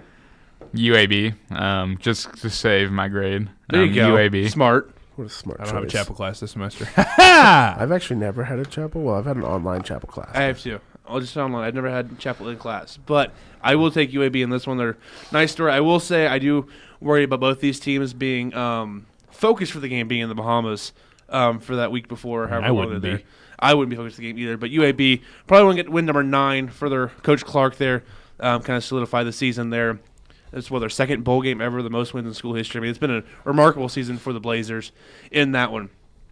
Up next, the famous Idaho Potato Bowl. So no worries about extracurricular off the field probably in this one. In Boise, Idaho, Albertson Stadium, 8-4 Central Michigan versus 7-5 Wyoming and Josh Allen. If this game didn't have Josh Allen, I might just take a nap because this game's like, oh, Central Michigan. They got some interesting colors at least. I'll tell you what. I'm kidding. Oh, I'm kidding. God, I'm no, kidding. it's like brown on brown. Like I did something in the bathroom or something. I just can't. Boy. Oh, boy. Okay. What about you, Ryan? I'm actually very interested in this football game. A, because of Josh Allen. And B, because it'll be interesting to get to watch Kellen Overstreet in a bowl game. Kellen true. Overstreet, the former Hamilton Penny Hornet. KCI Strong. And now playing at the University of Wyoming. Got to see him in person a couple of times while he was in high school. Called a game, 2 games of his while he was in high school. And so it'll be interesting to see him play some football. It's going to be great to see Josh Allen. And it's going to be good to watch these 2 teams and the colors of their uniforms clash horribly with Albertson Field in Boise. You got maroon and yellow versus brown and yellow. That's awful. And blue, on the field. Let's It's going to go. be awful. That's awful. Yeah. So what about you, Joe? I'm going to take Miami in this one, really. What? It's Central Michigan versus Wyoming. Did I just Oh, say my Miami? goodness. I'm like Miami. Joe, I think you had a stroke. I think we have to take you down to the newsroom. See I if will they take can- Miami to win that game too if they're not playing. Wyoming. I'll take Wyoming too. Okay, Joe's out now. Up next, Joe. the Birmingham Bowl. Texas Tech at 6-6 versus 9-2 South Florida. Yeah, Sean. We're gonna have a lot of points this game, and you know Lot of what the points. Big 12 fan in me says? Gotta love points. Over under of 68, by the way. I think I'm I'm going taking the over by a long shot. They- I think they- these 2 teams combined for 100 in this game. 62-56, USF with the win. And they're also a 3-point favorite. So, Joe, Yeah, it's Texas Tech versus South Florida. I mean, at least if he says Miami now, at least he's in the same state. Like, come on, something. USF with this one. All right. It's just gonna be a mess scoreboard wise. It's gonna be fun. They're not game. gonna have It's enough it's gonna be space. fun, but They're not going to have enough space on the scoreboard for Yeah. this game. Bring an extra scoreboard in. We need more. real, though. So that should be a fun game. I know South Florida had a nice game at the last game of the year versus Central Florida on the road. That was 49-42 and a really fun matchup between those two. 62-56. No, that's a different game. That was No, I know. I'm talking about the final score of this game. 62-56. okay, yeah. So yeah, That was also the final score of UCF. Memphis. Tech did beat Texas to end the year by 4, so there's that. But Hooray. I'll take the Bulls in this one of South Florida. Up next, 2:30 on December 23rd on ESPN, the Lockheed Martin Armed Force Bowl in Fort Worth, Texas. 10-2 San Diego State versus right now 8-3 Army, who has a Soon to game be this 9-3. Go Army, beat Navy. I think Army wins this week too. But who wins? What this game? 8-3 right now, Army versus 10-2. I wanna go first. Okay, Go Army, beat Navy. Army wins this football game. They're leading the nation in rushing. They've got a chance to win the Commander-in-Chief's trophy for the first time in 21 years when they down the midshipmen of Navy on Saturday. I'm required to root for Army. Also, I will say my significant other is in the Army. So also smart for you. First of all, happy wife, happy life. Second of all, Army definitely has the uniform game this weekend over Navy. Go Army, beat Navy. That's a given this week. And anyway, Sean. I think there's going to be over 800 yards rushing in this bowl game. Definitely possible. It's hard to disagree with Rashad Penny and the best rushing attack in the nation because all of the service academies run the triple option. Yeah. It's really important. But yeah, I just think it's going to be a really I don't know if high scoring is the right word. No. But I just think there's going to be a Entertaining. lot of rushing, and that's really It's cool going to to go see. really fast. Yeah, it's like this may Clock's be going to be running the whole I was game. like, this may be an hour and a half game. Including halftime. Oh, Joe. God. Yeah, I'm gonna have to pick San Diego State for this one. Aztecs. Yeah. Yep, I think Aztecs win this one game too, but it should be a fun one there in Fort Worth, Texas. Last game for the 23rd, the Dollar General Bowl. 8-4 Appalachian State versus 11-2 Toledo. Yeah, in Mobile, Alabama. Sean? App State versus Toledo. There's no Kareem Hunt. You didn't know who Kareem Hunt is before. Appalachian State didn't beat Michigan this year. That was such a long time That's ago. also true. You know, That was 10 years ago. I was going to Long lean on time ago. Appalachian State, but we're going to have to go with Toledo. Okay. They did win the MAC this year. So that's important to note. Toledo's got a very good quarterback in Logan Woodside. Yeah, give me Toledo in this one. No Kareem Hunt, but I think Toledo's still got a pretty good chance. Joe? Yeah, Toledo. Yeah, pretty much it. All right, I got Toledo win that game too. Should be a fun one actually. I think it's a surprisingly decent matchup there between the Sun Belt and the MAC. There, so there's that. The December 24th, the Hawaii Bowl, 9-4 Fresno State versus 7-4 Houston. Sean, This will be a fun game, I think. there we go. Hawaii. Yeah, well, I mean, that comes into it, and they're like, wow, we have to play a football game? I thought we were just going to chill in Vacation. Hawaii for a while. Yep. But, I mean, Houston isn't their old offensive ways. They haven't, not as great. So I'm going to go Fresno State. Low-scoring football game. These are two very good defenses. Fresno State hasn't allowed more than 21 points all season, except for one game, rather. All but one game they haven't allowed more than 21 points. Houston held USF to 24 when they beat them. So this is a battle of some pretty good defenses. I'm going to take Houston 17-14. And Houston also held Navy to 14 points in the last game. That's impressive versus that triple option offense. Joe? Yeah, I'm gonna have to pick Houston by a field goal too. I'm taking Fresno State. I think they feel a little bit jived a bit from the Mountain West championship game because they beat Boise State at the end of the regular season at home, and then they had the same amount of conference wins, and they gave Boise the home game due to numbers and a computer instead of head-to-head matchup, which I think was kind of bogus, and they ended up losing at Boise for the championship game by 3. So I think they're going to come back pretty mad about that, how they had to go on the road whenever they probably earned a home game for the conference championship game. So I think Fresno State and the Bulldogs win this one over Houston. Up next, December 26th, the Heart of Dallas Bowl, in the Cotton Bowl in Dallas, Texas. 6-6 Utah versus 7-5 West Virginia. If Will Greer hadn't broken his finger, I would have probably gone with West Virginia, even though they have David Sills, who is one of the best wide receivers in the nation. I mean, if your star quarterback isn't there, it's really hard for me to pick your team. Ryan? Kyle Whittingham's 10-1 in bowl games. All right. He goes to 11-1. Go Utes. I'll take Utes too. You. Go Utes. Next game that day, also on ESPN, the Quick Lane Bowl in Detroit, Michigan, on Ford Field. 6-6 Duke versus 8-4 Northern Illinois. This game does not excite me. Me either. No. Defense, though. Duke's got a really fast defense. They're going to give Northern Illinois some trouble. It's going to be a low-scoring game. Duke by 6. Maybe there's a Duke basketball game on then. I think Duke, everybody hopes so. I'll take the Huskies in this one. I think they can pull off the upset here. I like Northern Illinois, so I think they have a decent program up there in the MAC. ESPN also that day, on the 26th, we had the Cactus Bowl between 7-5 K-State and 6-6 UCLA in Phoenix, Arizona. Sean, Josh Rosen's in this game, so there's that. I mean, there's that local connection of Kansas State. Is that something? Don't know what quite it is, but it's something.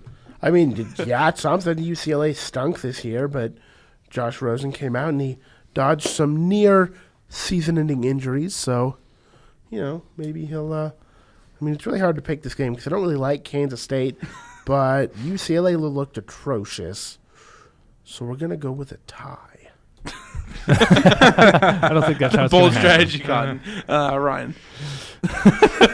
It's a rematch of the 2014 Valero Alamo Bowl, in which UCLA got the victory. Bill Snyder gets his revenge in this one. Kansas State. How much can Bill Snyder have revenge? The most he's gonna do is send you a letter that has some passive aggressive. He's gonna beat you in the Cactus Bowl. That's what's gonna happen. Boom. I mean, Joe. Okay. K-State. As Caleb Winslow would say, his classmate from high school at Fort Hays High School, Skylar Thompson, is just going to do really, really good and do what he does.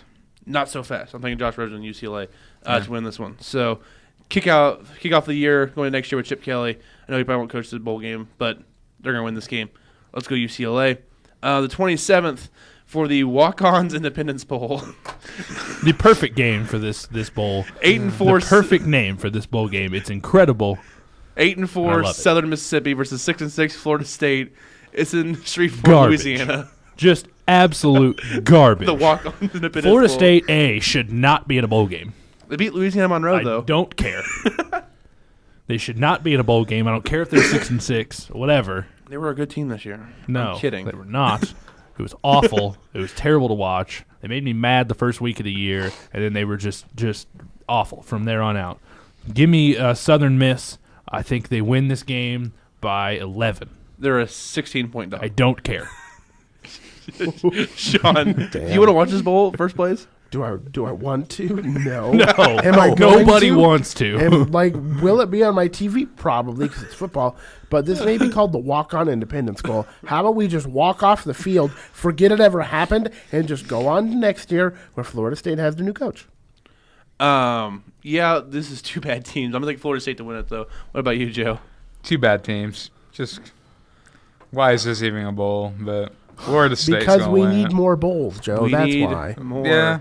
I mean, Southern Miss was second in the Conference USA in their West Good for Division. them. They were tied for second with UAB after falling North Texas. That's just so bad. Never mind. I'm sorry.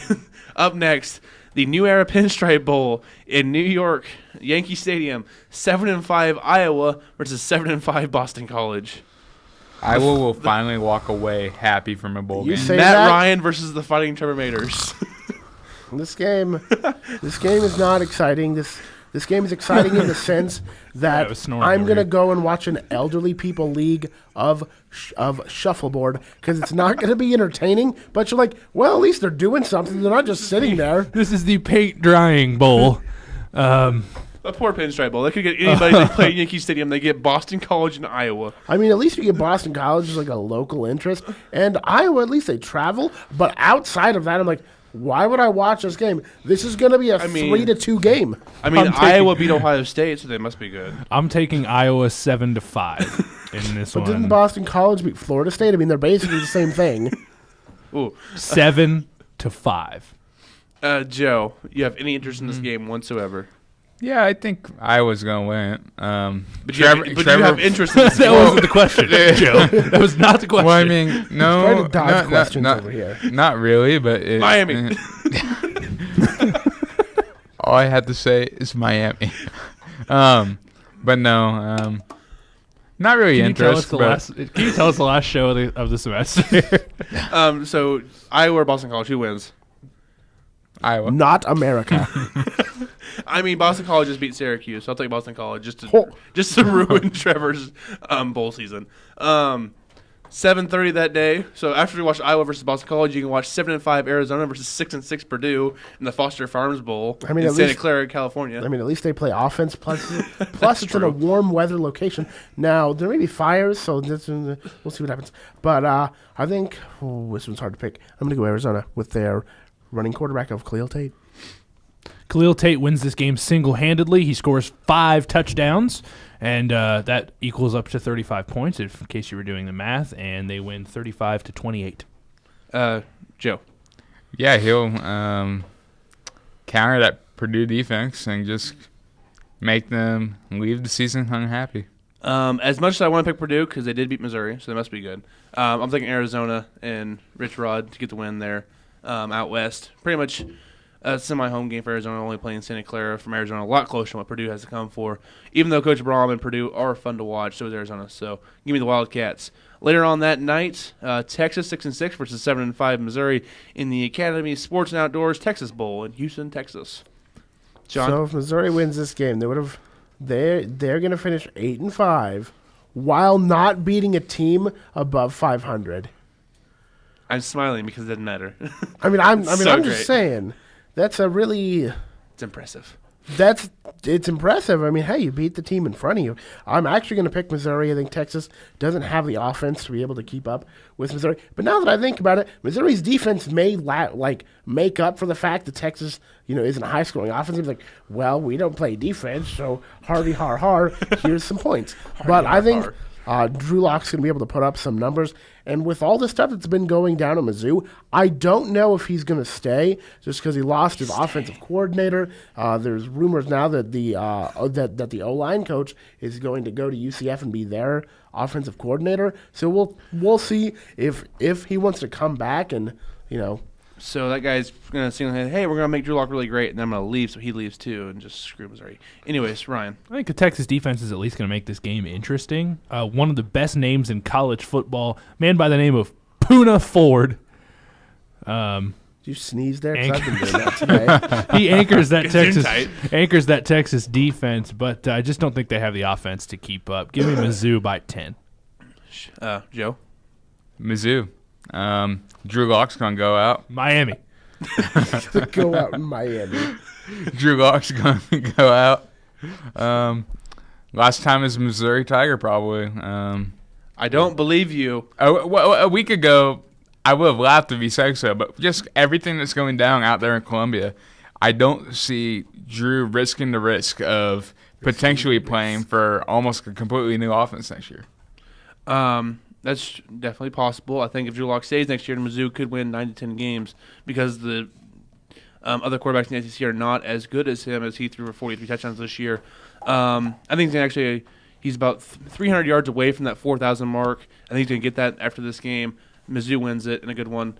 Sends Tiger fans out on a happy note after winning straight games. Losing to Georgia, they beat Idaho, UConn, Florida, Tennessee, Vandy, Arkansas, and Texas to end the year. So that would be as a Mizzou fan a few months ago, it was like, oh, this team is just awful, and now they could actually have 8 wins, and that's just impossible to wrap your mind around.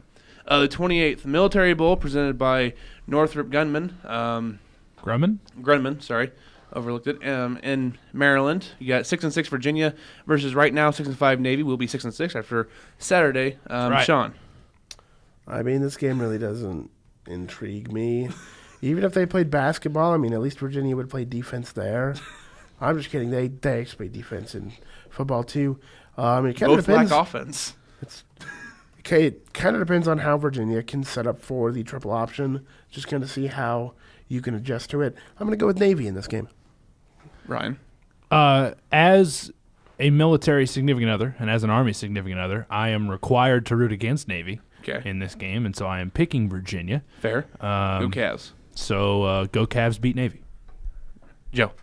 Well, I'm gonna have to naturally pick Navy in this one. No. Let me keep on going. Neighbor back at home, Evan Martin. He's an offensive lineman, plays for Navy. Okay, that's fair. Gonna have to pick him. That's fair. I'm taking Virginia. Next game, real quickly here. Number 22 Virginia Tech versus number 19 Oklahoma State in the Camping World Bowl in Orlando, Florida. ESPN is hosting this game at 4:15. Sean? I'm going to go with the Fighting Mullets. The Fighting Mullets, indeed. Pokey Bowl. However, Mason Rudolph throws for 7 touchdowns against Virginia Tech's subpar secondary. But they have Josh Jackson, though, on the other side. Yeah, but he's not playing cornerback like he is for Iowa. Joe? I'm going to have to pick Oklahoma State for this one. Yep, go Okie State in this one. Next up, same day, right after that, the Alamo Bowl. Number 13 and 9-4 Stanford versus 10-3 and number 15 ranked TCU. Could be a physical game here. Over-under is at 49 points, Sean. What do you got this game? You going to watch this game? This one's hard. I don't like defense, guys. I'm just kidding. Watching a good defensive game is great. What I don't like seeing is bad offense. But I think these two teams can, it's going to be a low-scoring game, but it's going to be because of the defenses, not because the offenses are inept like Kansas. So we're going to go with – this one's really hard because they play similar styles. I'm going to go with Stanford. Right. TCU, they've got the 1-2 punch at quarterback, running back with Kenny Hill. Stanford's quarterback, KJ Costello. He's freshman, kind of unproven, so I'm going to go with TCU. TCU. Good thing the interest here is TCU lost to Oklahoma twice and Stanford lost to USC twice. So it's a little over half their. So the question is, who would win between Oklahoma and USC? Winner of that game. So if Oklahoma wins, TCU wins. If USC wins, then Stanford wins. Makes sense. They should just play each other, and we should just not worry about TCU and Stanford. That's fine. I'll take TCU. Next game, also a nice one here. The San Diego County Credit Union Holiday Bowl in San Diego, California. You had number 18 Washington State at 9-3 versus 9-3, number 16 ranked Michigan State. So you going with Mike Leach or are you going with D'Antonio? I'm going to go with Mike Leach. I think he's a more fun head coach. Ryan. Luke Falk. Okay, that's Washington State. Mike Leach. Okay, we're all going with Mike Leach, and also his wedding device was perfect. So that was great there. He's always just a fun interview. So Washington State's a nice place for him because Pullman, Washington's a little weird, just like him. They just fit perfect marriage out there. Friday, December 29th, 7-5 Wake Forest versus 7-5 Texas A&M in the Belk Bowl. Last year, the Belk Bowl, there was a theft at Belk. And the two athletes had gift cards to Belk. So there's that. But Arkansas's not here this year, so we should be good. Wake Forest, A&M. What do you think, Sean? Do you care about this game whatsoever? No. Ryan? Joe, do you What I think care about this game? Does Texas A&M even care about this one? I mean, they're ready to move on into They want championships. They want it, but they're ready to move on into the future, kind of like. No, Jimbo Fisher probably won't be coaching this game. No, they don't. So They don't care. I'm thinking A&M still. I think they're just too talented for Wake Forest. Next game on CBS, number 24 ranked North Carolina State 8-4 versus the 7-5 Arizona State Sun Devils in the Hyundai Sun Bowl in El Paso, Texas. I think Herm Edwards is still trying to figure out if they're wearing actual jerseys or women's jerseys. He still hasn't figured that out there, or that their name is the Sun Devils. Sean, what do you got this one? We're going to go NC State. No. Okay. Uh, So Ryan didn't care. Joe? NC State, by the way. Okay. Wolfpack. NC State. I will go with Arizona State to make our boy Isaiah Swan happy. Go Sun Devils. He deserved to be happy. No, but I'm going to make him happy anyways. So what are the chances that Herm Edwards will be there preaching to them at halftime about how you have to win you play to win the game? He's not coaching the game. Well, yeah, so he's not coaching. matter. He's not coaching the game, but It's be inspirational. Also, I think that's an awful hire for Arizona State, but that's beside the point. I think they win this game, give their fan base a last sense of happiness for a while. Up next in the Music City Bowl, 7-5 Kentucky versus 9-3 and 21st ranked Northwestern in Nashville, Tennessee. Hey, you gonna watch Justin Jackson play? I mean, Brother of Phil Jackson with Northwest. I mean, other than that, I honestly don't have a reason to watch this game. Just give me this matchup, but basketball from a year ago, and then you have my attention. Take the Wildcats. Wow. I am taking the Wildcats. I think Justin Jackson finishes his record-setting career in style. You had to specify which Wildcats. They're both the Wildcats. Okay. Okay. I did that earlier this year. No, I am going to take the Wildcats, though. Smart. So, no, I think Justin Jackson goes out in style in his record-setting career, and as we talked about, the younger brother of one of the best guys I've ever gotten the chance to work with, and Phil Jackson, and Yes. I've talked to Phil about him a couple of times, and there's just a lot of love in that family, and I think Justin has a great game, and so I think Northwestern gets the advantage in this one. Joe? I picked the Wildcats. Which one? Purple or blue?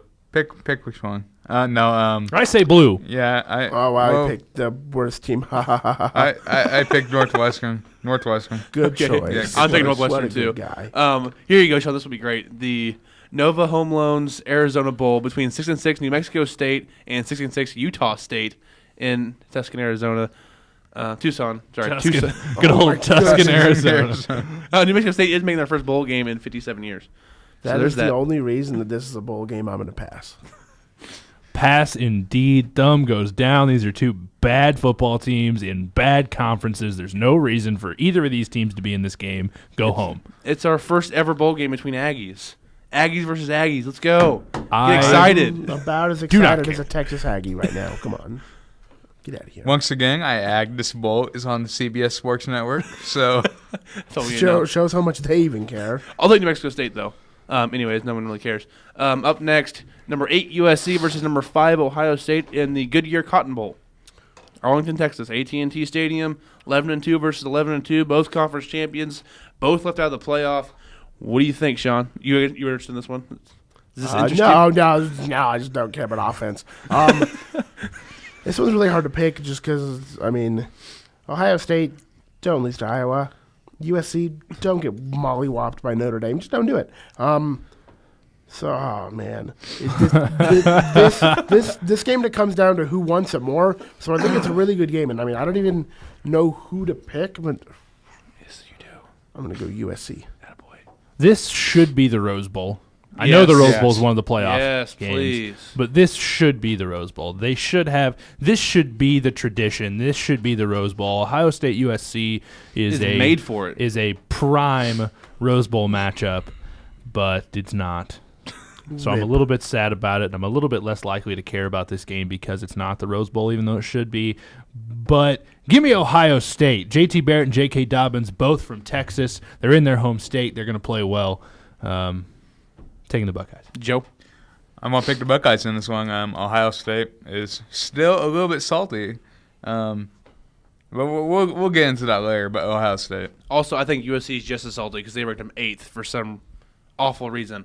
So I think USC wins this one in a really good game. Should be a fun one. Kind of like last year's Rose Bowl between USC and Penn State. This could be another classic, just like that one, just going to be in the Cotton Bowl Classic instead of the Rose Bowl. Should be in the Rose Bowl. It should be in the Rose Bowl. The Tax Slayer Bowl, and up next, 8-4 Louisville versus 8-4 number 23 ranked Mississippi State in Jacksonville, Florida. I'm going to go Lamar Jackson. I'm also going to go Lamar Jackson. Lamar Jackson. I'm going Mississippi State. I think. You think they win without the star quarterback and their head coach? Louisville does not actually do well versus actual opponents. Lamar Jackson has 700 total yards and they 8 lose touchdowns. touchdowns. And they lose 51-49. 700 total yards and 8 touchdowns. Louisville's defense is awful. Good game. I don't care if my pick's wrong. Just give me a good game. Louisville's defense is awful. I do like Petrino though. So 500 passing yards, 200 on the ground, 5 passing touchdowns, 3 rushing touchdowns. Definitely possible. Up next, you'll like this one, I think, Sean. The AutoZone Liberty Bowl in Memphis, Tennessee. You have 7-5 Iowa State versus 10-2 and number 20 ranked Memphis. Dude, Iowa State got the shaft. Are you kidding me? It's like, okay, you have a decent season. I have a question. Why isn't Memphis playing FAU? That'd be so many points, first of all. It'd be such a fun game. And no, we get Iowa State. Iowa State's still a decent team in the Big 12. They might win this game. I want Memphis, Oklahoma State. A lot of points. That would be a lot of points, too. I think that happened this year. No, it didn't. No, it didn't. I don't know. What are you talking about, Sean? I'm high right now. Come on, Devin. They were supposed to play UCF and got canceled. And they beat UCLA in a shootout. Well, no, then they played UCF again. They lost. They lost bad. Yeah. They beat Navy, so that makes...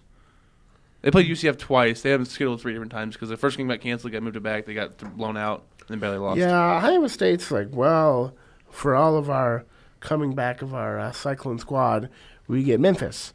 And they're probably going to get run all over. But I think it's, okay, I say run over, but I think it's going to be a closer game, but I think it's going to be really high scoring. I'm going to go with Memphis.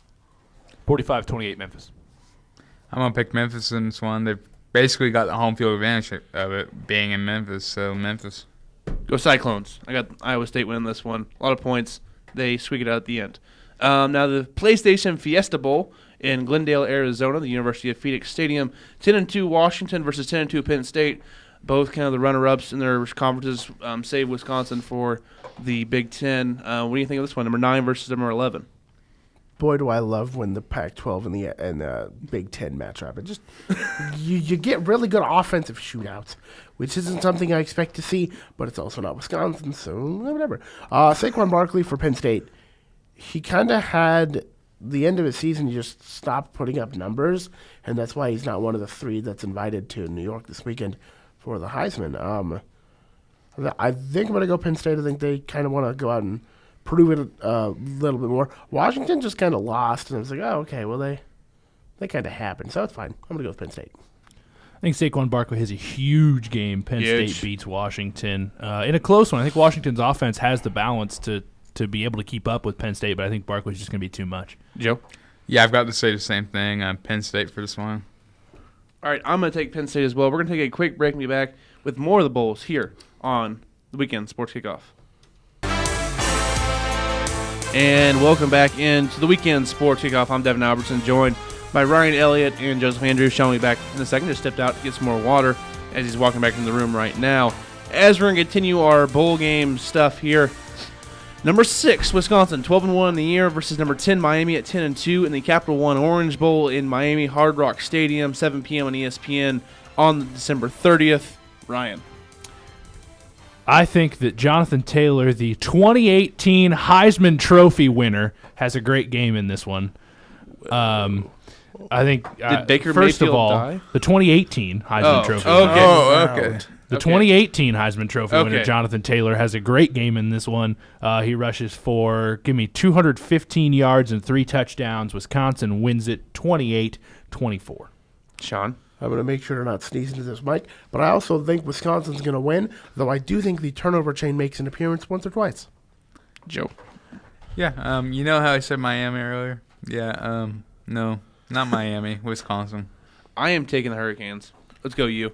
They finished off the year with their 11th win. For no other reasons than let's go Miami. I just think they also have a home game for them. A lot of speed on the field for Miami. I think they can take advantage of Wisconsin a bit there. Now, on to January 1st. 8-4 Michigan versus 8-4 South Carolina in the Outback Bowl. Tampa, Florida. This is now called the Jadeveon Clowney Bowl because the last time these two teams played, Jadeveon Clowney absolutely murdered a Michigan running back, and you can go look it up. And then it's quality. Palmed the fumble. That was the best part of it, was he made the hit and then just reached down and picked up the football. Like, this is mine now. This game I'm actually going to go with Michigan. South Carolina hasn't impressed me. And Michigan, well, at least they played somewhat close with Ohio State for a quarter and a half. Jim Harbaugh wins this football game. Joe. Does he go out there and, lace it up No, with his khaki Michigan wins this colored game pants or because of Jim Harbaugh. They need a Okay. quarterback. I'm just saying. Is he going to go get Joe. Andrew Luck? He's not doing anything. I don't know, Jim. Harbaugh used to play quarterback. Yeah, he looks like he could still I'm go just out there and saying, throw a Andrew little bit. Luck's out In there. the khakis. Would be fine. That'd be weird. Joe. Jim Harbaugh for the dangerous. win. Yep, I got Michigan. I think they're going to win number 9 on the year. South Carolina's a decent team, though, so that should be halfway interesting in that one at least. For the early game on ESPN2, though. Next game on ESPN, number 12, UCF, and undefeated with Scott Frost versus number 7, Auburn at 10-3 in the Chick-fil-A Peach Bowl in Atlanta, Georgia, where it's a Monday, so Chick-fil-A will be open in I the was like, stadium. wait a second, is this on a Sunday? We might run into some problems. But okay, glad It's on a to Monday. hear that. We're good. Good. Sean? I'm going to go with Auburn. It's going to be hard for Mackenzie Milton to match up against an Auburn defense that is all going to be Slow. bigger than him. Are kidding. you kidding? I'm kidding. Okay. I was like, they will all be bigger than him. But I think he'll be able to make plays, and they're still going to be able to score. But I do think Auburn comes out on top. This has all the ingredients of a blowout. For UCF, Unfortunately for UCF, it has all the ingredients of a blowout. UCF probably has, it's an awful defense. Let's put it that way. They're not good. They've given up a lot of points, especially down the stretch. And Auburn's defense is really good, in case you didn't know that. So Auburn by 20. Well, plus they're going to have time for Kerryon Johnson to heal up. And, I mean, for their past few weeks, they played Georgia, some other team, Alabama, Georgia. That's Louisiana Monroe. Okay, yeah, whatever. That's a lot of physical football, and so, I mean, you can understand why they would be beat up to this point, but there's some times they'll have to heal up. And even before that, played at A&M. So when before that, it was an easy game. True. So a lot of tough games there for Auburn on the stretch to be healthy. I think they beat UCF as well. Even though Scott Frost, I do like what he's doing in coaching UCF for one final game. To send his players out like, hey, I'm going to coach you through the rest of the season. I like that, even though he has accepted the job at Nebraska for next year and the foreseeable future. What about you, Joe? Yeah, that Scott Frost thing is classy, but that gives him the extra push just to get one final win for him there. But I think Auburn's going to come up on top. Yeah, bad matchup for UCF in this one. Up next, the Citrus Bowl presented by Overton's. Orlando, Florida again in Camping World Stadium. Number 14 Notre Dame versus number 17 LSU. Both teams at 9-3 on the year.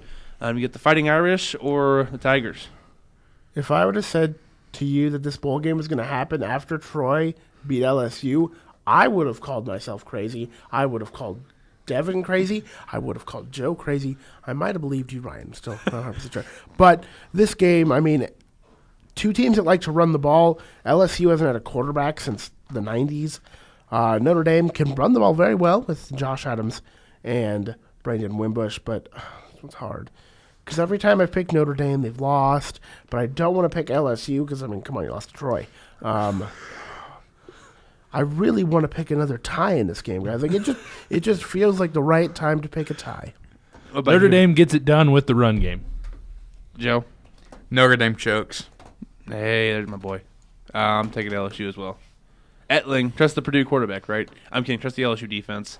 I think they do enough to limit the Notre Dame rushing attack. I don't think you can stop it. I think you can limit it enough to finish out the year on a high note for Coach O out there, even though I do like Notre Dame and their coaching staff. Lost 2 of the last 3 games in the year. Lost to Miami. They did beat Navy, though. That's a plus. And they lost at Stanford. So that's what we have there. The longest bowl game name of them all. Can I announce this one? Yes, we're into the playoff now. The college football playoff semifinal at the Rose Bowl game presented by Northwestern Mutual. That is the full name of this bowl game. In Pasadena, California. And it's Georgia versus Oklahoma. 12-1 versus 12-1. The SEC champ versus the Big 12 champ. And this one should be a fun one. Georgia's a 1.5-point favorite right now out in the Rose Bowl. This should not be the Rose Bowl. As you said earlier, it should be USC, Ohio State. But it still should be a fun game. This should absolutely be the Cotton Bowl. This should be a really fun game here. What do you think? Anybody? What if I told you I was going to give it a thumbs down? What kind of face would you give me right now? I would say I would make you watch New Mexico State versus Utah State. That seems like a very fitting punishment. That's why I'm going to watch this game. I think you have one of the best offenses in the nation. You pulled the Lee Corso style curve on that one. That was good. Georgia, after they lost to Alabama or to Auburn, oh my goodness, a few weeks ago, I was like, "Wow, this isn't a great team. How are they going to be able to do this?" Well, they came out in the SEC championship. We're like, "We are going to whoop you something brand new," and they earned their spot. I didn't exactly call it. I think I picked Auburn. I don't exactly remember. I know I picked Georgia. So I mean, I didn't, but that's because I was trusting Auburn, and Georgia was like, "We're going to earn it," and they did. Oklahoma, they beat up on TCU. They were clearly the best team in the Big 12. I really, I'm going to pick Oklahoma. Give me them Bulldogs. Defense wins championships, and it's going to win this football game. Georgia's got the second best defense in this playoff right now, and really, honestly, I think probably the third best defense in the country if you include Wisconsin. So Georgia's defense is really good. Oklahoma's going to have a tough time. Baker Mayfield's going to get beat up in this football game. Give me Georgia. Joe? I'm on Baker Mayfield. All right.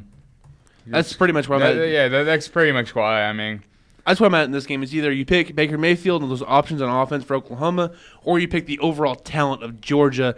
And I'm going to go with overall talent. I think Fromm will do enough for Georgia, especially against that Oklahoma defense that is not very good. I'm sorry, they're just not. Really bad. Yeah, it is.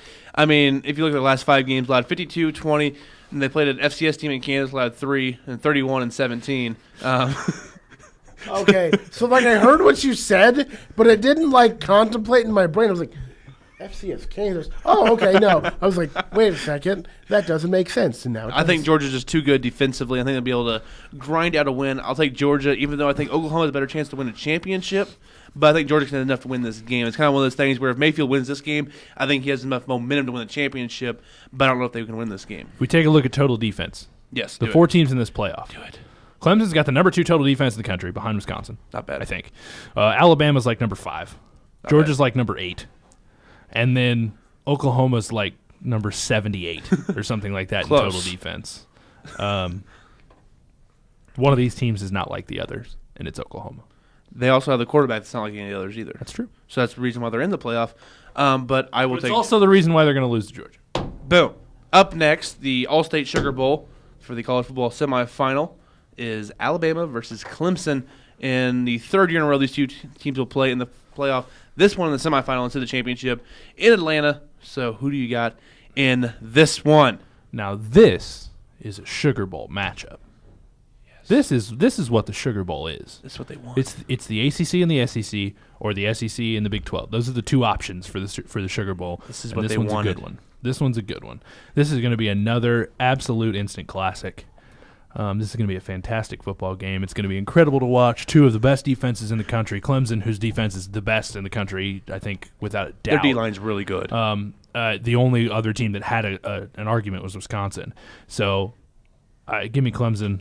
And give me Clemson on some more late game heroics. I'm going to say 30.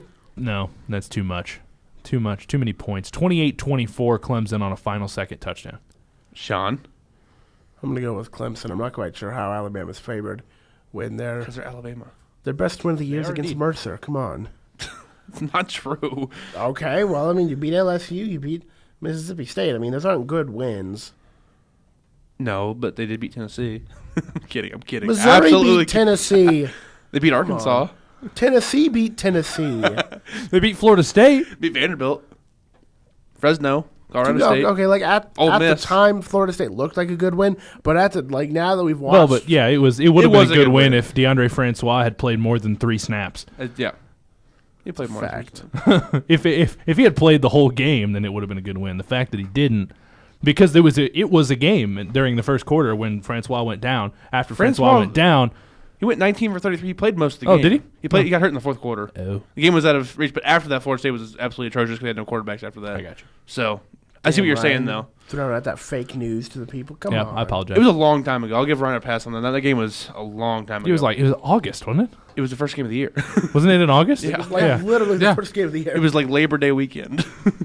So, long time ago. But now I'm taking Clemson. Even though I like Alabama, I think they have a chance to win this game. I think it's be just a downright physical game between Nick Saban and Dabo Swinney. Should be a fun one. I'll take Dabo in this one. I think he gets the win this year. Again. I want to see them actually play against each other. I would I think- want to see Nick Saban. I think Nick Saban's a pit I want bull. to see Nick Saban at quarterback, Dabo Swinney at middle linebacker, and just I'll take Nick. The old Wiley vet. I don't know. Swinney looks like he's a little bit more of an athlete. It's definitely possible. Nick's kind of deteriorating in age here. Clemson is playing really well after they just beat up on South Carolina and Miami last couple of weeks. So we'll see. Last time we saw Alabama, they did get handled by Auburn. So there's that. Do you agree with the decision? You pick first. Yeah. Joe, pick. It's going to be dramatic, but I got Clemson in this one. Okay. Do you guys agree with the situation of putting Alabama at 4 over Ohio State? Yes. Yes. Thank you. Alabama Sean? has 1 loss. Ohio State has 2. Game over. Yeah, that's the big reason. Now, I do understand why people are mad because Alabama didn't play anybody. Like, Right. I I'm understand not that they, blaming them that they for scheduling did Florida State and them turning out bad. see now that, but when you schedule Mercer and they played Colorado State, like Fresno was decent. Fresno was, because they were like, oh, if Fresno wins, we beat a top 25 team at the end of the year. Like, it doesn't sit well with me when you're like, oh, let's have Fresno State win. Like, I understand that you can't go out and schedule like Oklahoma, USC, Because they have to schedule you Washington. too. They have to schedule you too. Correct. But it just, And I will say, Alabama does not play any true road games at a conference. It's always a neutral site game in the South. So they always have that advantage there. They don't have to go to a hostile environment early in the year. So Ohio State this year, yes, it wasn't home to Oklahoma, but I mean, last year still they went on the road. So at least like, And also at before least this they- year, no team had gotten to the playoff by losing by more than 14 points. I know Georgia did this year, but because they lost to Auburn, they came back and beat Auburn after that, so kind of canceled that out. Ohio State lost by 15 at home to Oklahoma, then lost by 31 at Iowa. That's an automatic, like, hey, you can't allow 55 points to lose by 31 to Iowa. I think if they lose by 10, then they have a lot better chance to get in. Yeah, I may have put them in. I'm like, okay, you lost by 10 in a tough place to play, but you can't lose by 31 in Iowa. That's just to a 7-5 Iowa team. It's not like this team went 9 or 10 wins. They were a 7-5, barely bowl eligible Iowa team. So that's just what I was Yeah, saying. and that's I guess that's a big point. But let's take a look at. I get quality wins. Ohio State crushed them in that. I get they crushed them. Well, yeah. I guess you're kind of right, given that both teams had 3 wins versus ranked opponents. And 1 loss versus a ranked opponent. They were higher ranked teams for Ohio State, So, but yeah. So Oklahoma loses, or Ohio State loses to 5th ranked at the time, Oklahoma. They beat second-ranked at the time Penn State, fourth-ranked at the time Wisconsin, 12th-ranked at the time Michigan State. Okay, Alabama loses to sixth-ranked at the time Auburn. They beat third-ranked at the time Florida State, 19th ranked at the time LSU, 16th ranked at the time Mississippi State. Like, there's not as much difference there as people are giving the credit for. Exactly. So that's just kind of what I thought. And I think people viewed as Alabama as a more consistent product than Ohio State with JT Barrett being up and down so much through the regular season. And it's not like they chose one blue blood over a non-blue blood. It's not like they picked Alabama over TCU for this final spot. It was Alabama over Ohio State, 2 blue bloods. So it's not like they were being over. If this was for TV ratings, Ohio State gets in because they want a team from the Midwest in. Like, they want that in there. So it's why I believe in all these conspiracy theories. Like, they just want Alabama in for the ratings. Like, no, having 3 of the 4 teams being from the South is not great for the ratings. So I don't want to hear that argument. I think it's kind of a ghost argument for that one. But who's your national champion? Who wins it all? Who takes it home? I put my head in there for Clemson. I know I'm going chalk, but I think Clemson's that good. Actually, all 4 teams are from the South. Oklahoma. Yeah, Oklahoma's still South, but they're viewed more Western South. They're the Midwest, so Midwest South. Yeah. Anyway, Southern Midwest. Oh, you're national champion. Clemson. Clemson. Do you pick Clemson? Clemson.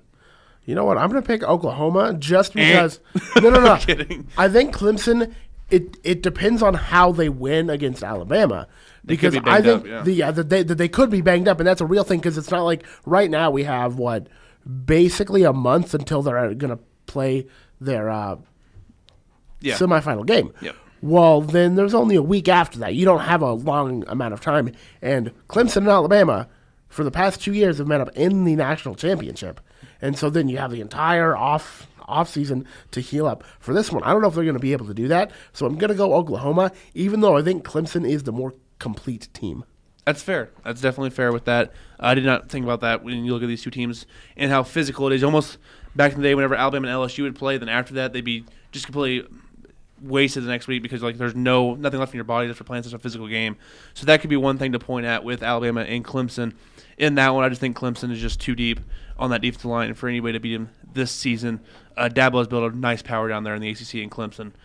So, of course, that championship game will be January 8th in Atlanta, Georgia, in Mercedes-Benz Stadium. So, could be a home game there for Atlanta for Georgia if they do win as well. So, another thing that helps.